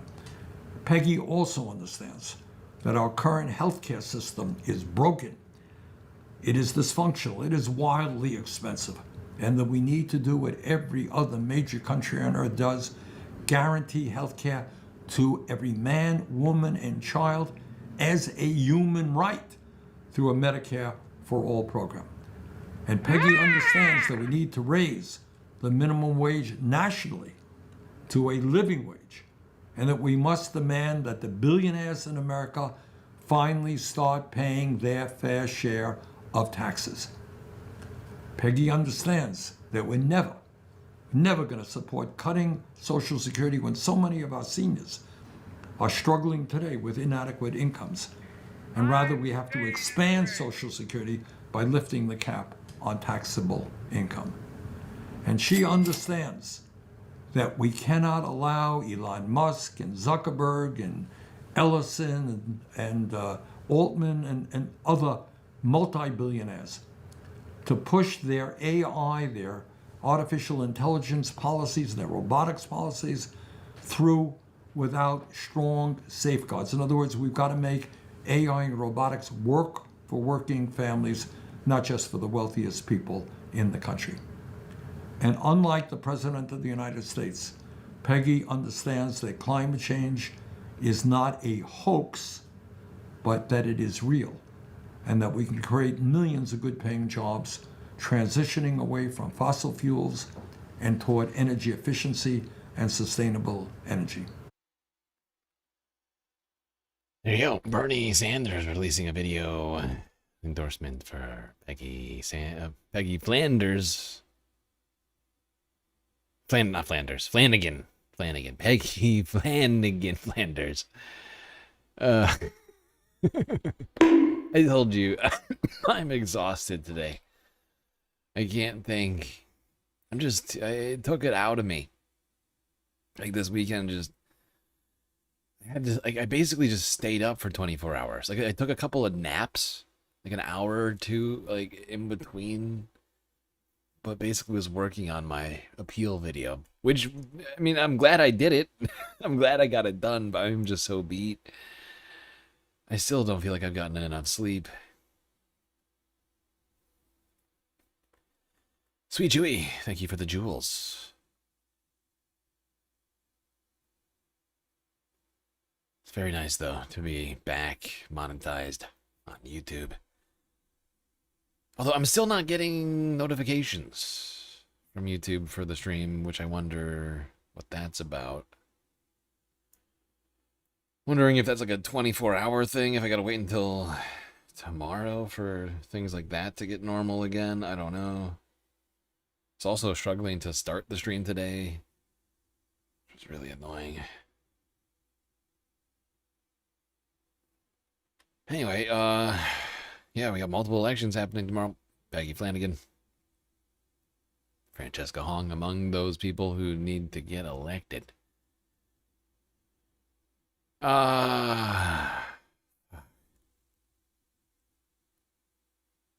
Speaking of tired, I think I need to skip to the UK.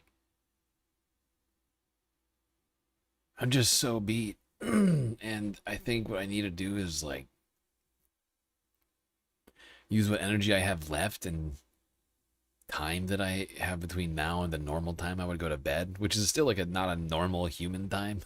But like, you know, over the next like 4 or 5 hours, I think I probably need to try and get some stuff done I haven't been able to do since I've been in like a deep sort of hole over being demonetized over on YouTube. I feel like I could actually get some things done now. I've really been struggling, I'm not gonna lie. It's been tough feeling just like all these efforts I've been put in just keep getting stopped. But I'm not done. I'm not quite done. And before we leave the United States, I just want to check back in with the #1 numbers guy, Harry Emden. Holy Toledo. Gotta check in with the Emden.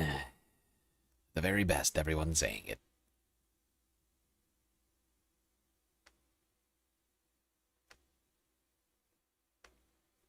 Midterm madness. President Trump says voters are angry at Republicans, but not angry at him. They're not angry at me, but they are angry at Republicans. He's full of it. The president's full of it. I mean, that's just the bottom line. I mean, that is the scientific answer. That's a scientific phrase. I mean, you could just see it here, how voters are feeling. 43% of them in an average of polls are choosing the Republicans for the House. The Republicans for the House are outrunning President Trump. His approval rating is just 37% in an average of polls. They're outrunning him by 6 points. Among independents, the spread's even wider. I have it as a little nugget down there. The House Republicans are outrunning Donald Trump by 9 points, although they're both doing poorly. But the bottom line is this. Yeah. Apparently, Trump is at a 25% approval rating with the independents right now. That's very bad. And it's 34% for the GOP. Now, this is the important part, right? Because as we've talked about, partisan politics have been broadly rejected by much of America. A lot of people see themselves as being independent. In fact, I think it's nearly a plurality, not a majority, but a plurality of Americans, less than 50%, but more than any other political ascription, identity, people see themselves as being independent more than Democrat or more than Republican, which means that this is a huge deal. And I actually think that the numbers that aren't being highlighted, that are down there for independents, are actually more important. You know, and we've talked about how, in fact, there's a whole bunch of left-leaning independents. 20% of them actually identify as democratic socialists. I don't know exactly what percent of independents see themselves being left-leaning, but 1 in 5 see themselves as DSA, basically. Right? But if the entirety of independents, if 60% of independents have rejected GOP, 75% are rejecting Trump. There's a plurality of independents within the voter bloc. That's spelling a real bad time for Republicans coming up here in the midterms. And if anything, this is now like we are just starting to enter the midterm race, right? It's now time for us to start focusing on how to sully the name of the GOP, tie every single one of these candidates to Donald Trump, to bring this number, right? Bring the 43 closer to here, right? Because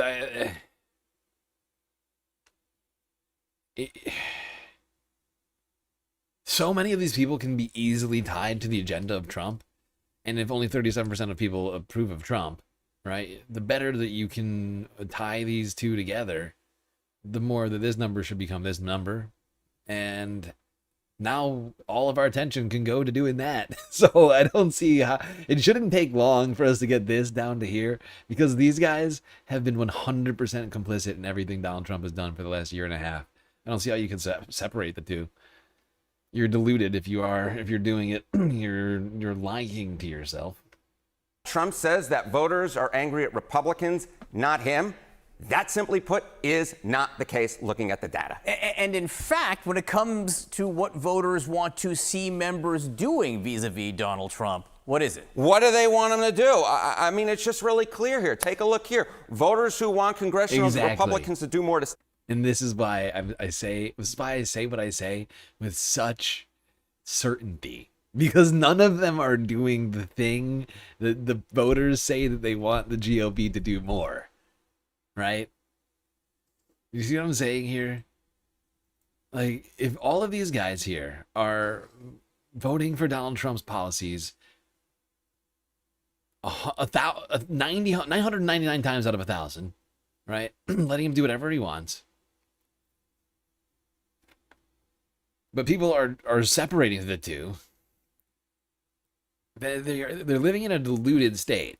Because they what they want is for them to stand up to Trump, but they're not doing that.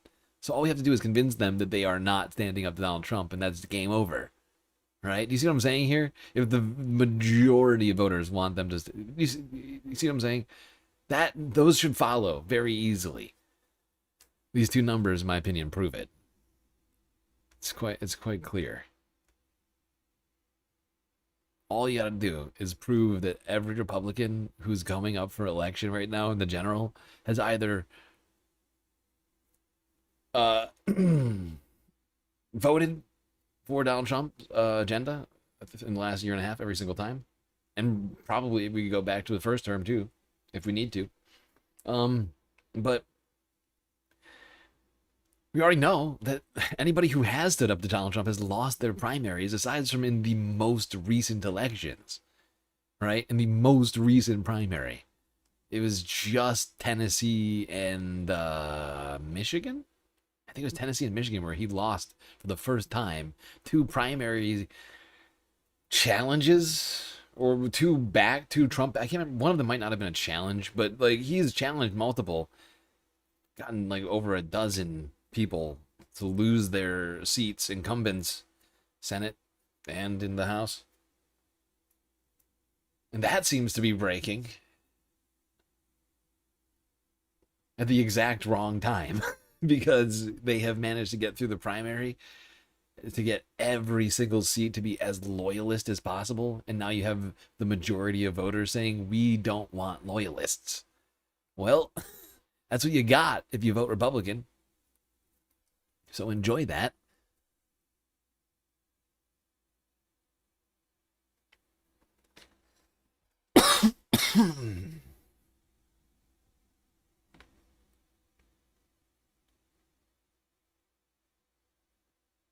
Harry's name is spelled Enton? Yes, technically it is, but we say Emden around here.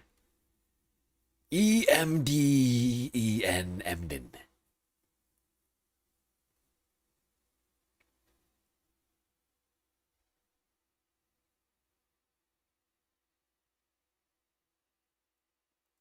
Okay, let's go to the final subject of the night before I try and get some shit done today, whatever you want to call it. I don't have a normal schedule. Oh, get some stuff done before the election stream later tonight on Tuesday. Your name isn't green yet? It's because you're not a member yet, somehow. That's why. If you were a member, you would have a green. No member, no green.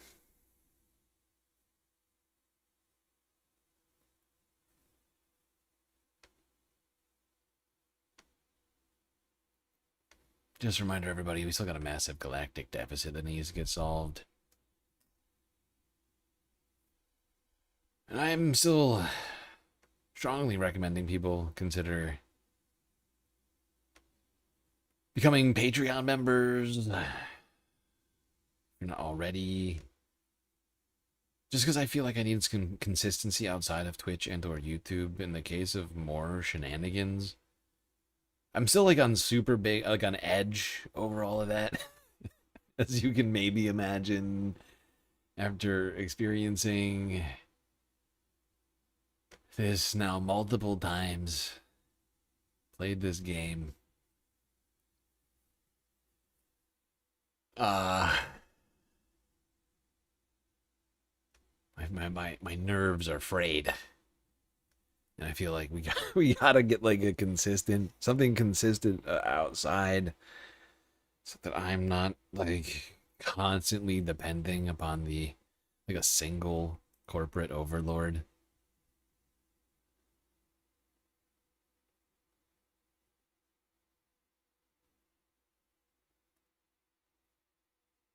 Do you have to get a YouTube membership? You don't have to. You don't have to get a YouTube membership. No one's making you do anything, Frizzla. And then probably, you know, knowing the Space Fams, you'll probably get a gifted one at some point.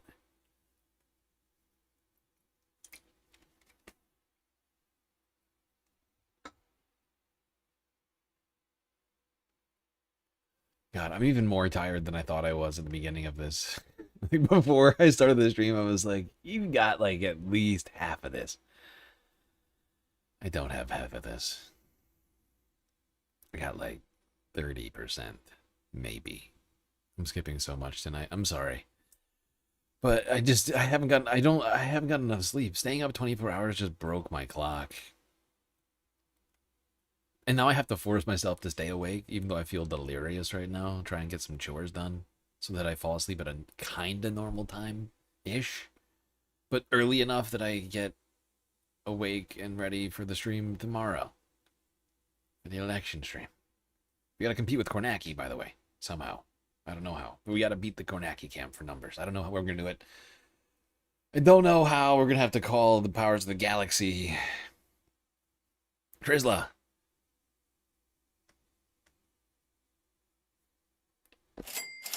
becoming a Galactic member. It's a good life decision. What's the difference between Patreon and YouTube? What's the difference between Patreon and YouTube? There are two different platforms. That's the main difference, is that they're just two completely different platforms. But also, Patreon memberships don't get you emotes on YouTube. Or a feeling of galacticness while watching the stream. Well, a different feeling of galacticness. You have to combine multiple feelings of galacticness to get the truest form, I guess.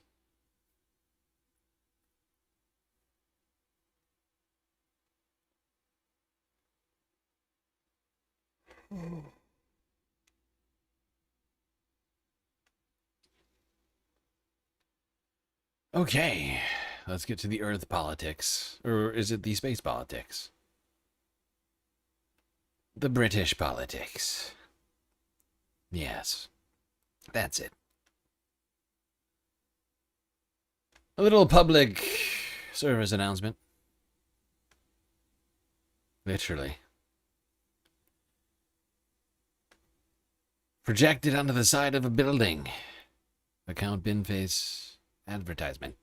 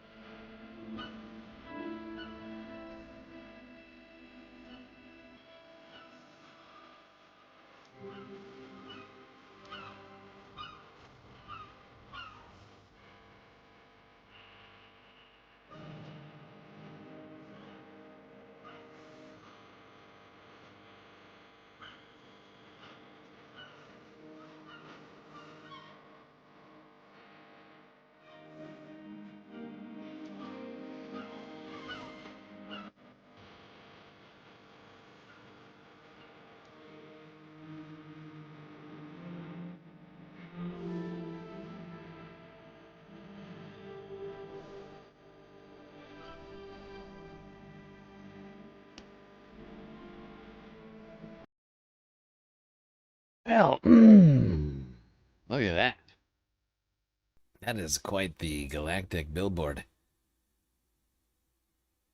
Brought to you down on Earth. Get out for the count. Vote Binface. And I was going to watch this next clip on the Galactic Sunday Funday stream, but we didn't have a Galactic Sunday Funday stream because I was too busy doing an appeal on YouTube.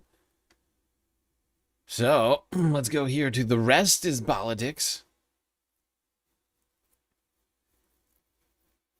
Rory Stewart, Alistair Campbell, speaking with the great, the one, the only, Account Binface.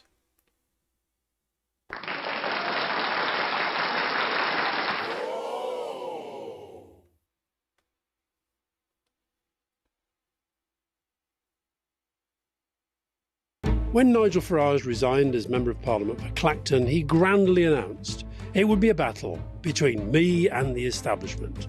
Instead, it's become him against a bin. For Count Binface is the best known of more than 30 weird and wonderful candidates who have joined the Farage-Clacton circus. We should say we've invited Nigel Farage many times to come on the podcast, and he would still be very welcome.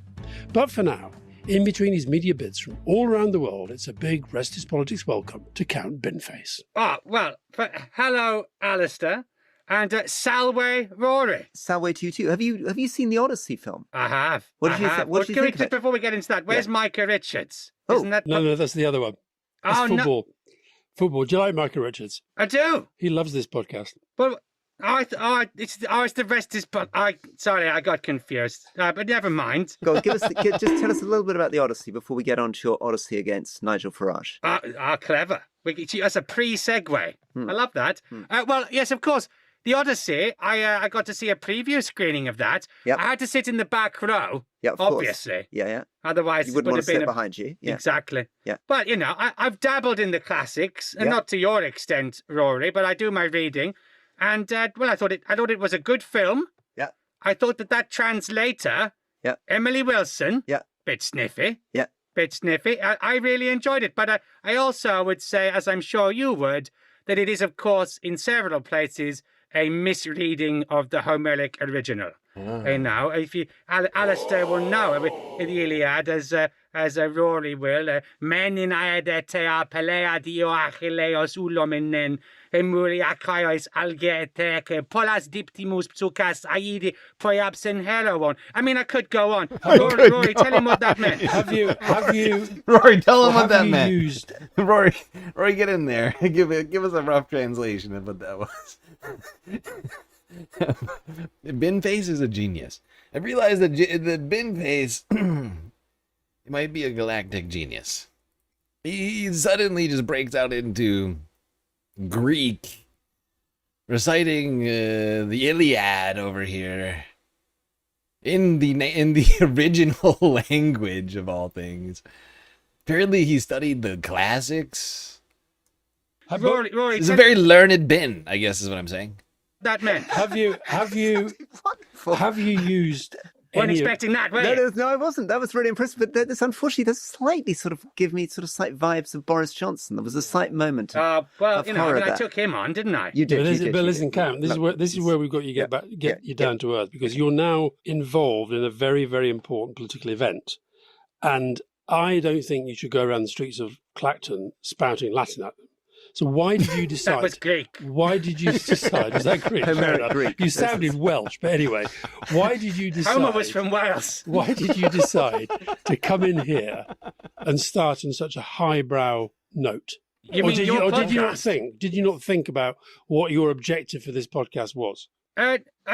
Calling yourself highbrow, I think some of your listeners. You're highbrow, not me. Oh, I see. Yeah, well, quite. There we are. I can't stop being highbrow. His brows are quite literally. They are. Yeah. They're off the scale. This episode is presented by IG. It's all. Honestly, this was a great interview. We're not going to watch the whole thing, but it was interesting. They tried to get Binface to nail down some new policies and things like that. We're going to watch a little. I think it's right after this, if I can recall correctly. When did they start doing this? It's really long, so I'm trying to remember where the spots are that I want most. This is honestly incredibly amusing to me. I think we're all pretty big Binface fans around here, and what I found most funny about this is you have the establishment, that being in this I think it's a Channel 4. I think Channel 4 is who sponsors this, or who runs this podcast. The rest is I think, I could be wrong. I could have sworn there's some sort of deal between them or something like that. But that they are demanding Binface take the election more seriously. Because they have all taken it so seriously at this point that they are now demanding Binface take it equally seriously. And that, to me, is the sort of meta I can get behind. Strategist, what percentage of the Clacton electorate are A, listening to the rest is politics, and B, going to have their minds changed by it? In essence, capital at risk, other fees may apply. That's a good question, in so much as you might say, as a political strategist, what percentage of the Clacton electorate are A, listening to the rest is politics, and B, going to have their minds changed by it? And I would argue the percentage is quite small. Now, it's not meant in an offensive tone to you. I just mean that, I agree with you that there are other ways to potentially get myself out there. But then, you look at what the media have done. They've made this into Farage versus Binface, when actually there are 34 candidates standing for this election. Are you going to meet all 34? No. There you go. You see, I've done my hard work. We probably should, shouldn't we? No, not me. Honestly, he makes a fair point. Anyway, they try and get him to nail down more policies than he already has and things like that, but I'm not sure there's any huge revelations in this discussion. I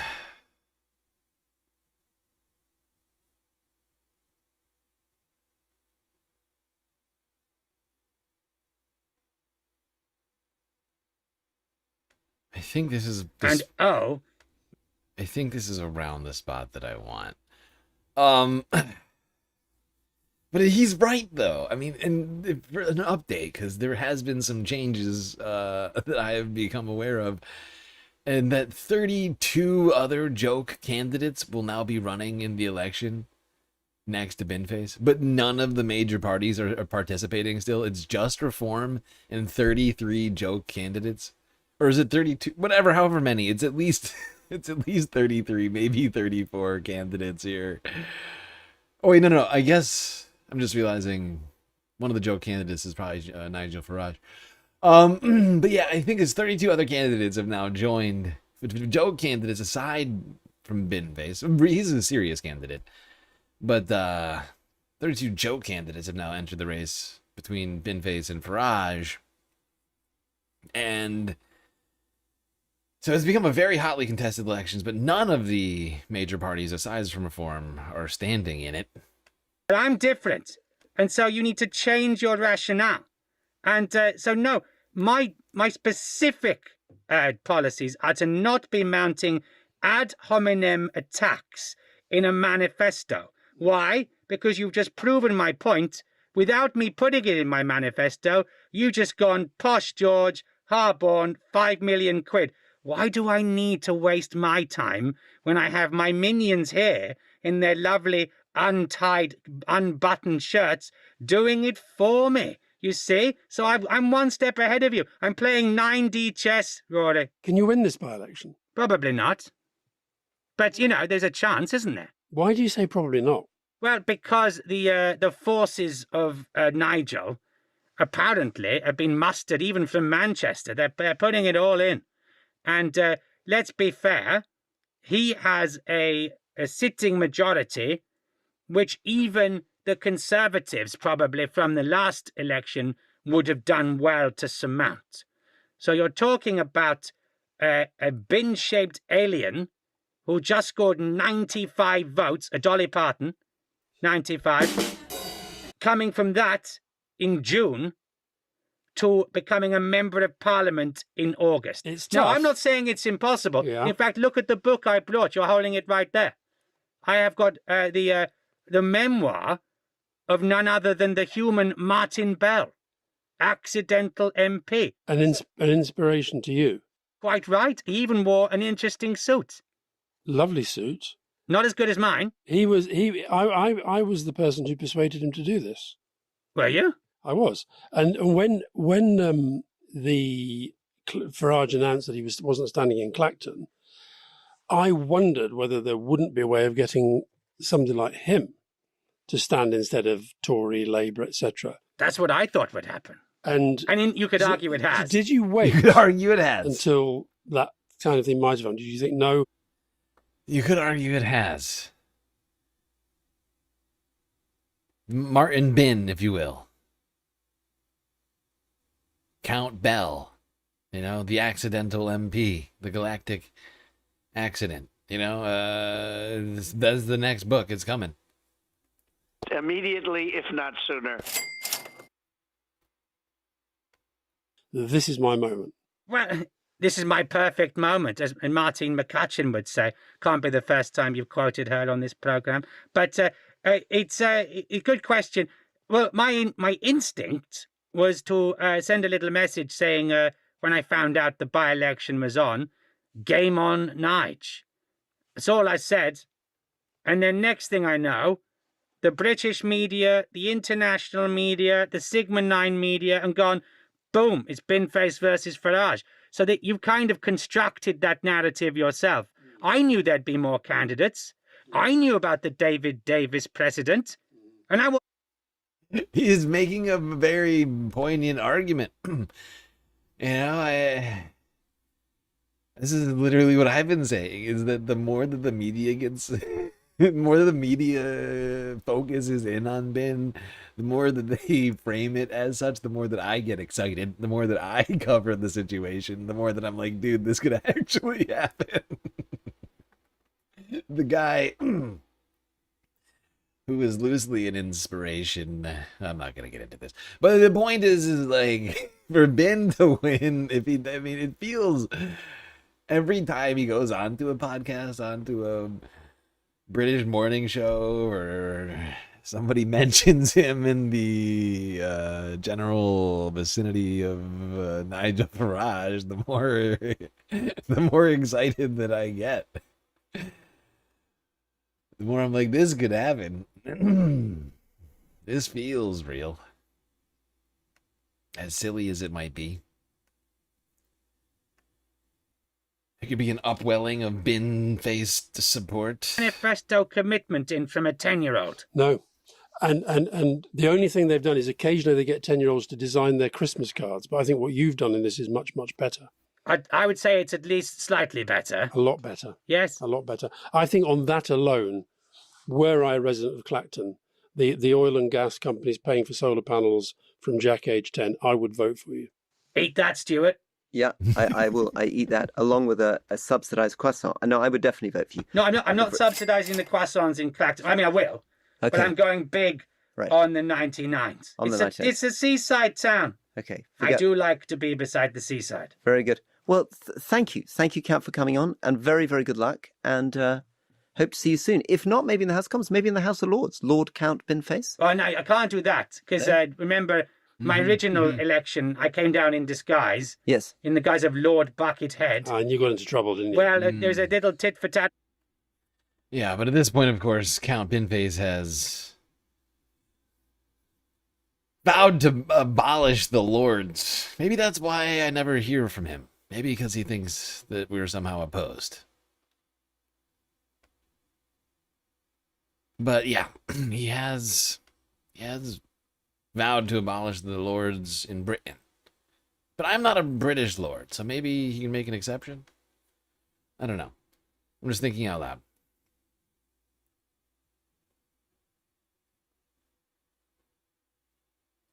Right, there's like a difference between a House of Lords and a Space Lord, such as myself. Which one would hope Binface could see the difference between those things? I don't know. Who's to say? Who's to say?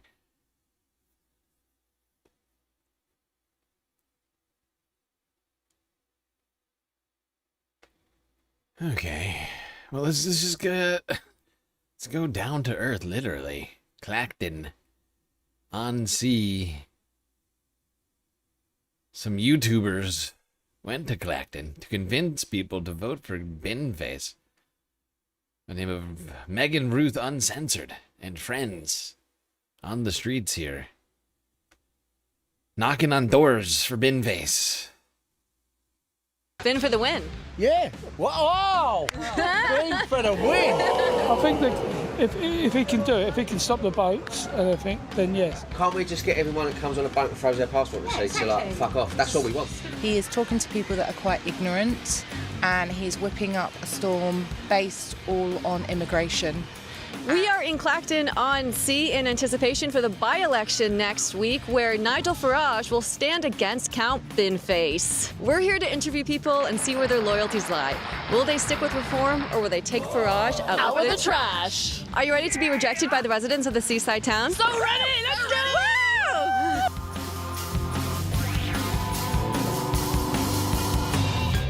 Wow. We're just here in anticipation for the by-election next week. Do you know much about Nigel. it? Yeah. Good old Nigel, yeah? What do you want to know?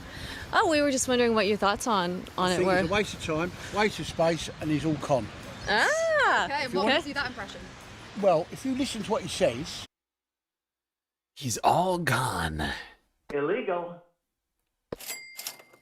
Wow. Strong feelings from this shirtless man. The shirtless man in the loudest hat and glasses combo I've seen in a while. Look at those things. I guess you don't need a shirt when you got a hat glasses combo like that. Everything he says he can't do, and everything he says he's going to do, he can't do. And what he hasn't done so far is nothing. So he don't look like he can do anything, does it? And he's also made a ricket because of him calling the election has made him look silly. Because now, as he's got 32 other people that we can all vote for, he may still get in, but he might not now, mightn't he? And if he does get re-elected, there'll be an investigation anyway. So yes. he well, might. That's what he's trying to get away from, isn't Exactly. it? Exactly. Yeah. And Which is fair. still the If funniest someone thing gives you I've £5 million, it ain't straight. I'm sorry. You know, if someone gives me 30 quid, they want to know why. Yeah. 5 million? But no, seriously, isn't it? 5 million? It's a lot of dough. He is talking to people that are quite. Absolutely. And it was, like, it's still one of the funniest self-owns that I've ever seen. Dude triggers this, like, basically joke election for his own seat that he might now lose to a bin. Although there's still a lot of work to be done, but as you can see, these ladies are out here doing that work. But, like, it's just, it was so misguided. Such an own goal to frame all of this as like the establishment versus him. Throw this fit because he thinks it's gonna help him avoid scrutiny, legal scrutiny, as it like there is nowhere in the British Constitution that I'm aware of that quitting your seat, suddenly makes you what's the word? I can't think of just exempt from investigation. It's ridiculous. It's one of the most misguided things I can imagine. But Nigel, I mean, he went in on it, and now we're talking about this election, him versus 32 joke candidates. Ignorant, and he's whipping up a storm based all on immigration. And he is utilising that as a weapon to essentially keep his seat. Fraud, like he was voted before and not much changed. So I don't know. I feel like it'd be good to get like Count Binface. Maybe he can do something better. Obviously, people do have conflicting feelings about Fraud. Some people like him, some people hate him. So I feel like we do need something new. Well, it's all about immigration, isn't it? That's why what other policies he's got, I'd like to know. My other concern is what has Nigel Farage actually done for the residents in Clacton? I've heard lots of rumours that he spends an awful lot of time drinking in a local pub in Frinton, but actually what I would like him to do is actually support the young people. He likes his beer, so he's going, no disrespect to Witherspoons, he goes in Witherspoons. Yeah. He's not even. Everybody is accusing Nigel Farage of spending more time drinking than doing his job. Wow. It seems to be something of a theme.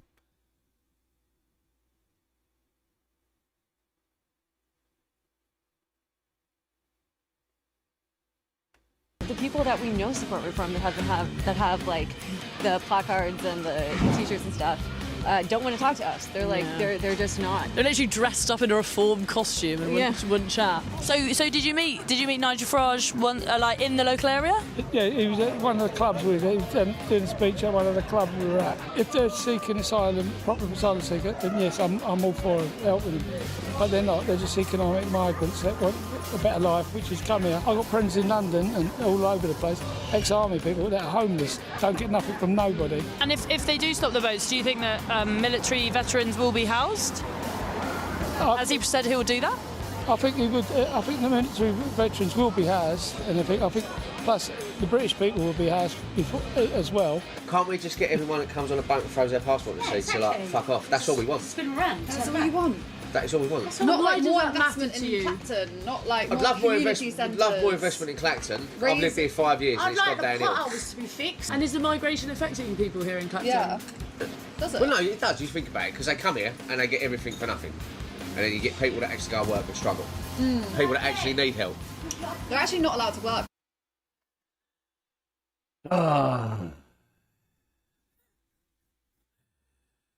Oh, this fucking guy. This is just a deeply xenophobic, bigoted, and honestly ignorant view. The ignorance is about to be pointed out by this brilliant YouTuber here. Which is kind of a problem. Yeah, but then they're all sitting in these hotels, right? And who's paying for all that? Well, that would be the taxpayer. We're also forcing them to be in the hotels because we're saying like, oh, when you come here, you're not allowed to go and get a job until we've processed you, and then the processing takes fucking ages, and then we're paying for it obviously the entire time they're being processed. You could just say like, oh yeah, go out and get a job, start like paying back into the system, but it's all this like bureaucracy, which is like basically stopping that from happening. And they do get very depressed in there, like because they're men like you, they feel totally humiliated. Men, they're women as well, right? There's women and children, right? Yeah. I mean, right, I'm 21. Yeah. No, 41. Paid all my life. Run a business. Not this. This is Martin's. I've got a waste company, but I still struggle. Work that one out. Right, they are in worse positions. Instead of looking down, we should actually be looking up at the people who are, for the water companies, for example, like they are taking so much like of our money in bills, and the energy companies taking so much of our money in bills, making crazy profits, and all of these profits are just going to their rich, shareholders. Right? So what? Tax the rich people more than what they're getting taxed already? A bunch more. Do you know what I'm going to say? I think you should go and run. Everyone, you've all got to come to Kiosk 1 in Clacton by Nelson Road along the seafront. I like her. I only found this because I was doing Binface stuff, but she was dismantling this guy's arguments and some of the people around here with just such ease. Let's see who else they were trying to convince to vote Bin. Bin for the win!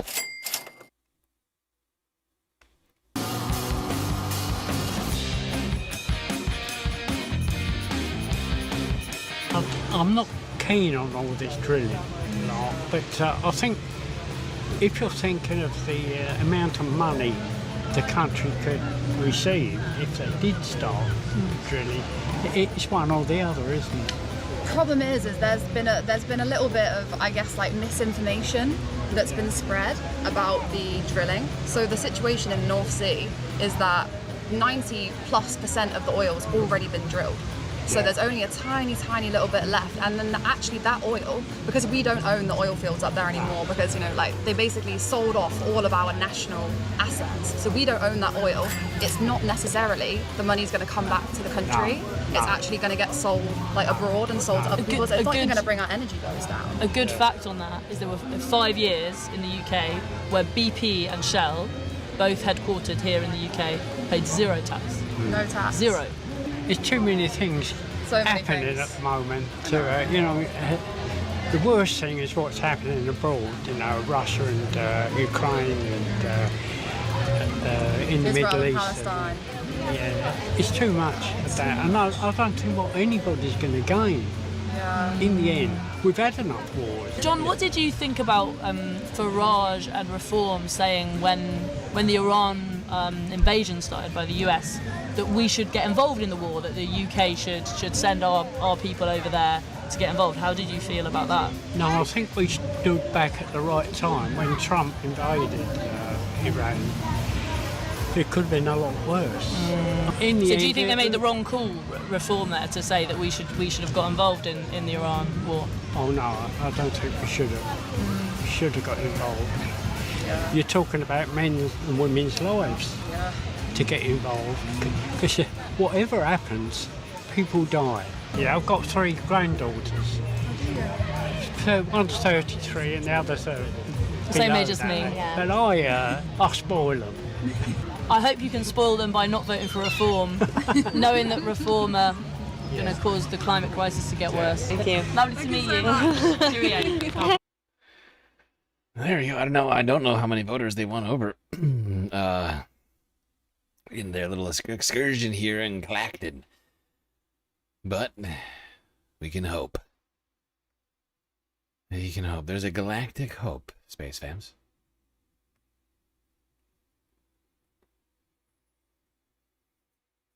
Is it thin? Yes. But, like I said before, the last time we were talking about this, I like to think, similar to Donald Trump, people were a bit cagey about their support for Trump in some of the polls. And perhaps the polls that have Binface down against Farage here, just a result of a huge undercurrent, a secret Binface supporters in Clacton refuse to make their actual opinions known. Could be thousands of Binface supporters. Who knows? Hard to say. All right, Space Fams. Final clip of the night. And I'm sorry for the short stream. I'm just low energy. I want to get myself back to I really just want to pull a bunch of stuff together here tonight. Get ready for tomorrow's stream for the election, and get on the right foot now that we're remonetized on YouTube. Just want to say once again, thanks to everybody for sticking it out through all this very difficult time. I do feel like we are getting over the hump finally, even though there's still a lot of work to be done between now and the actual promised land, whatever you want to call it. I feel like we have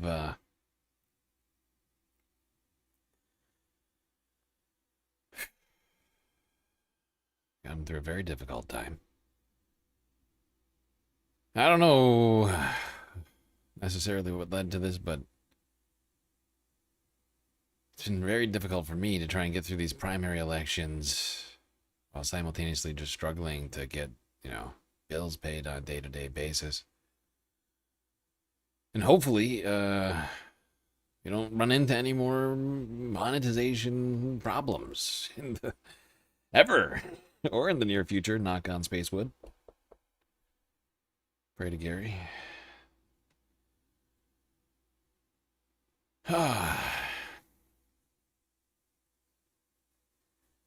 Now, Count Binface has been utilizing some of his funds for marketing purposes, releasing a message, literally, earlier on Monday.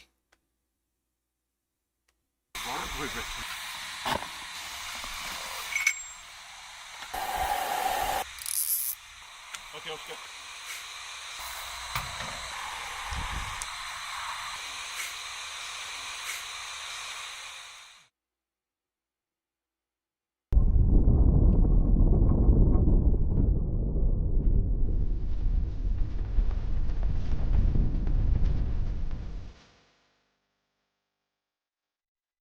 Hello, planet Earth. Hello, humans. Count Binface here, intergalactic space warrior, leader of the Recyclons from Sigma 9, and part-time parliamentary candidate.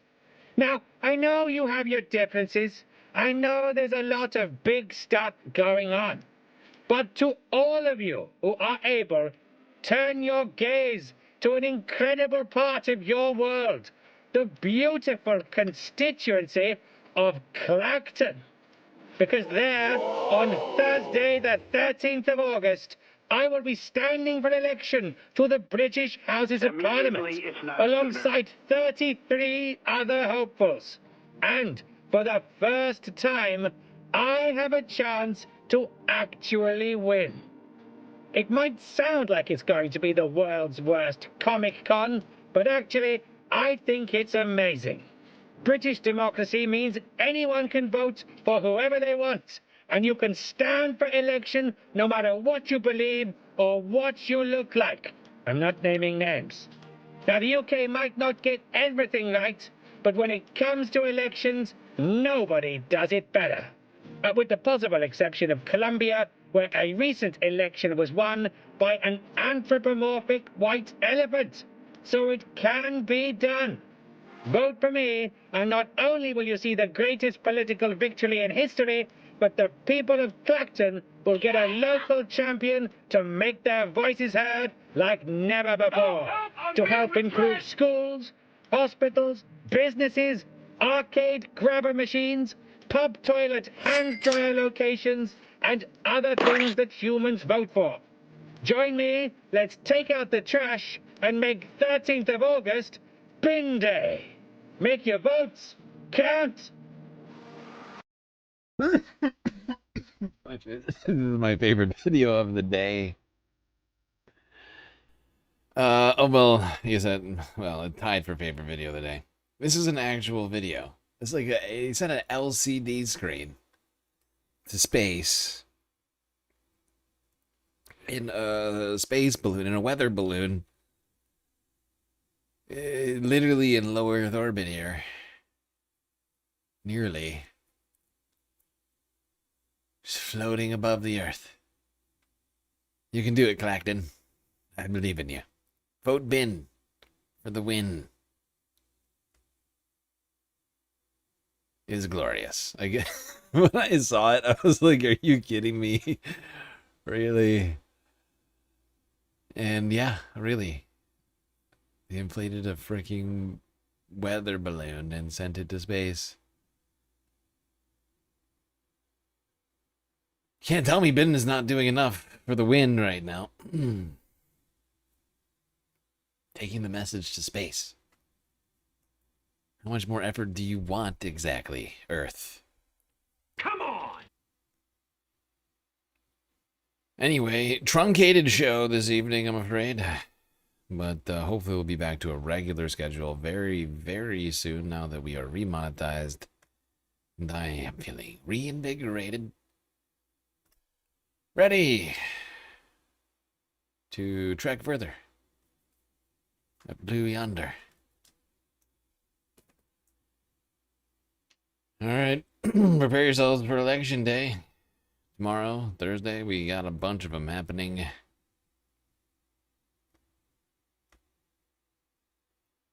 Lock and load, space fams.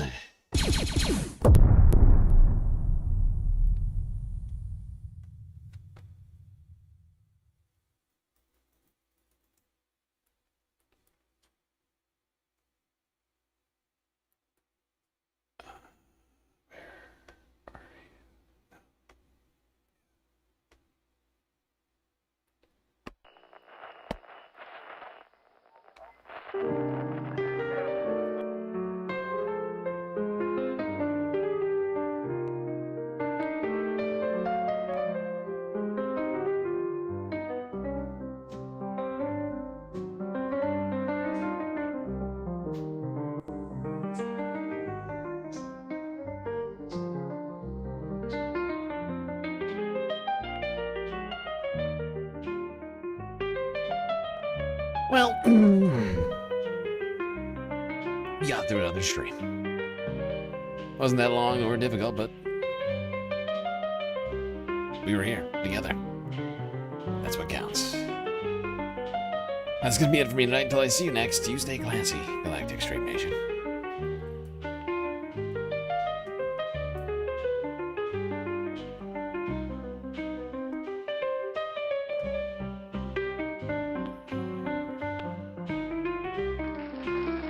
Can't forget this. These are your galactic patrons.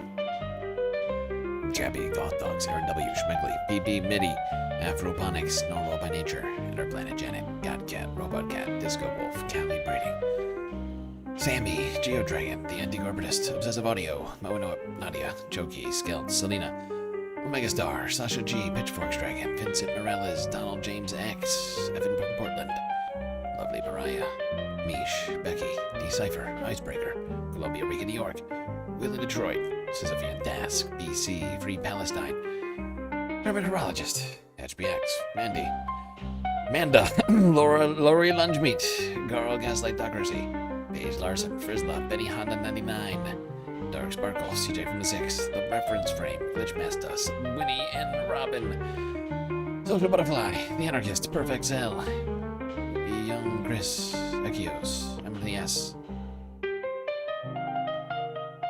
I skip people just now? Agate, Trevor, Sweet Juvie Forever, Rogue Gerb, Tracy Eva, and Mr. Nice Guy. That's right, all these people here have helped produce the show with your eyes and ears just got done enjoying. You can too, for just a few US dollars a month on Patreon.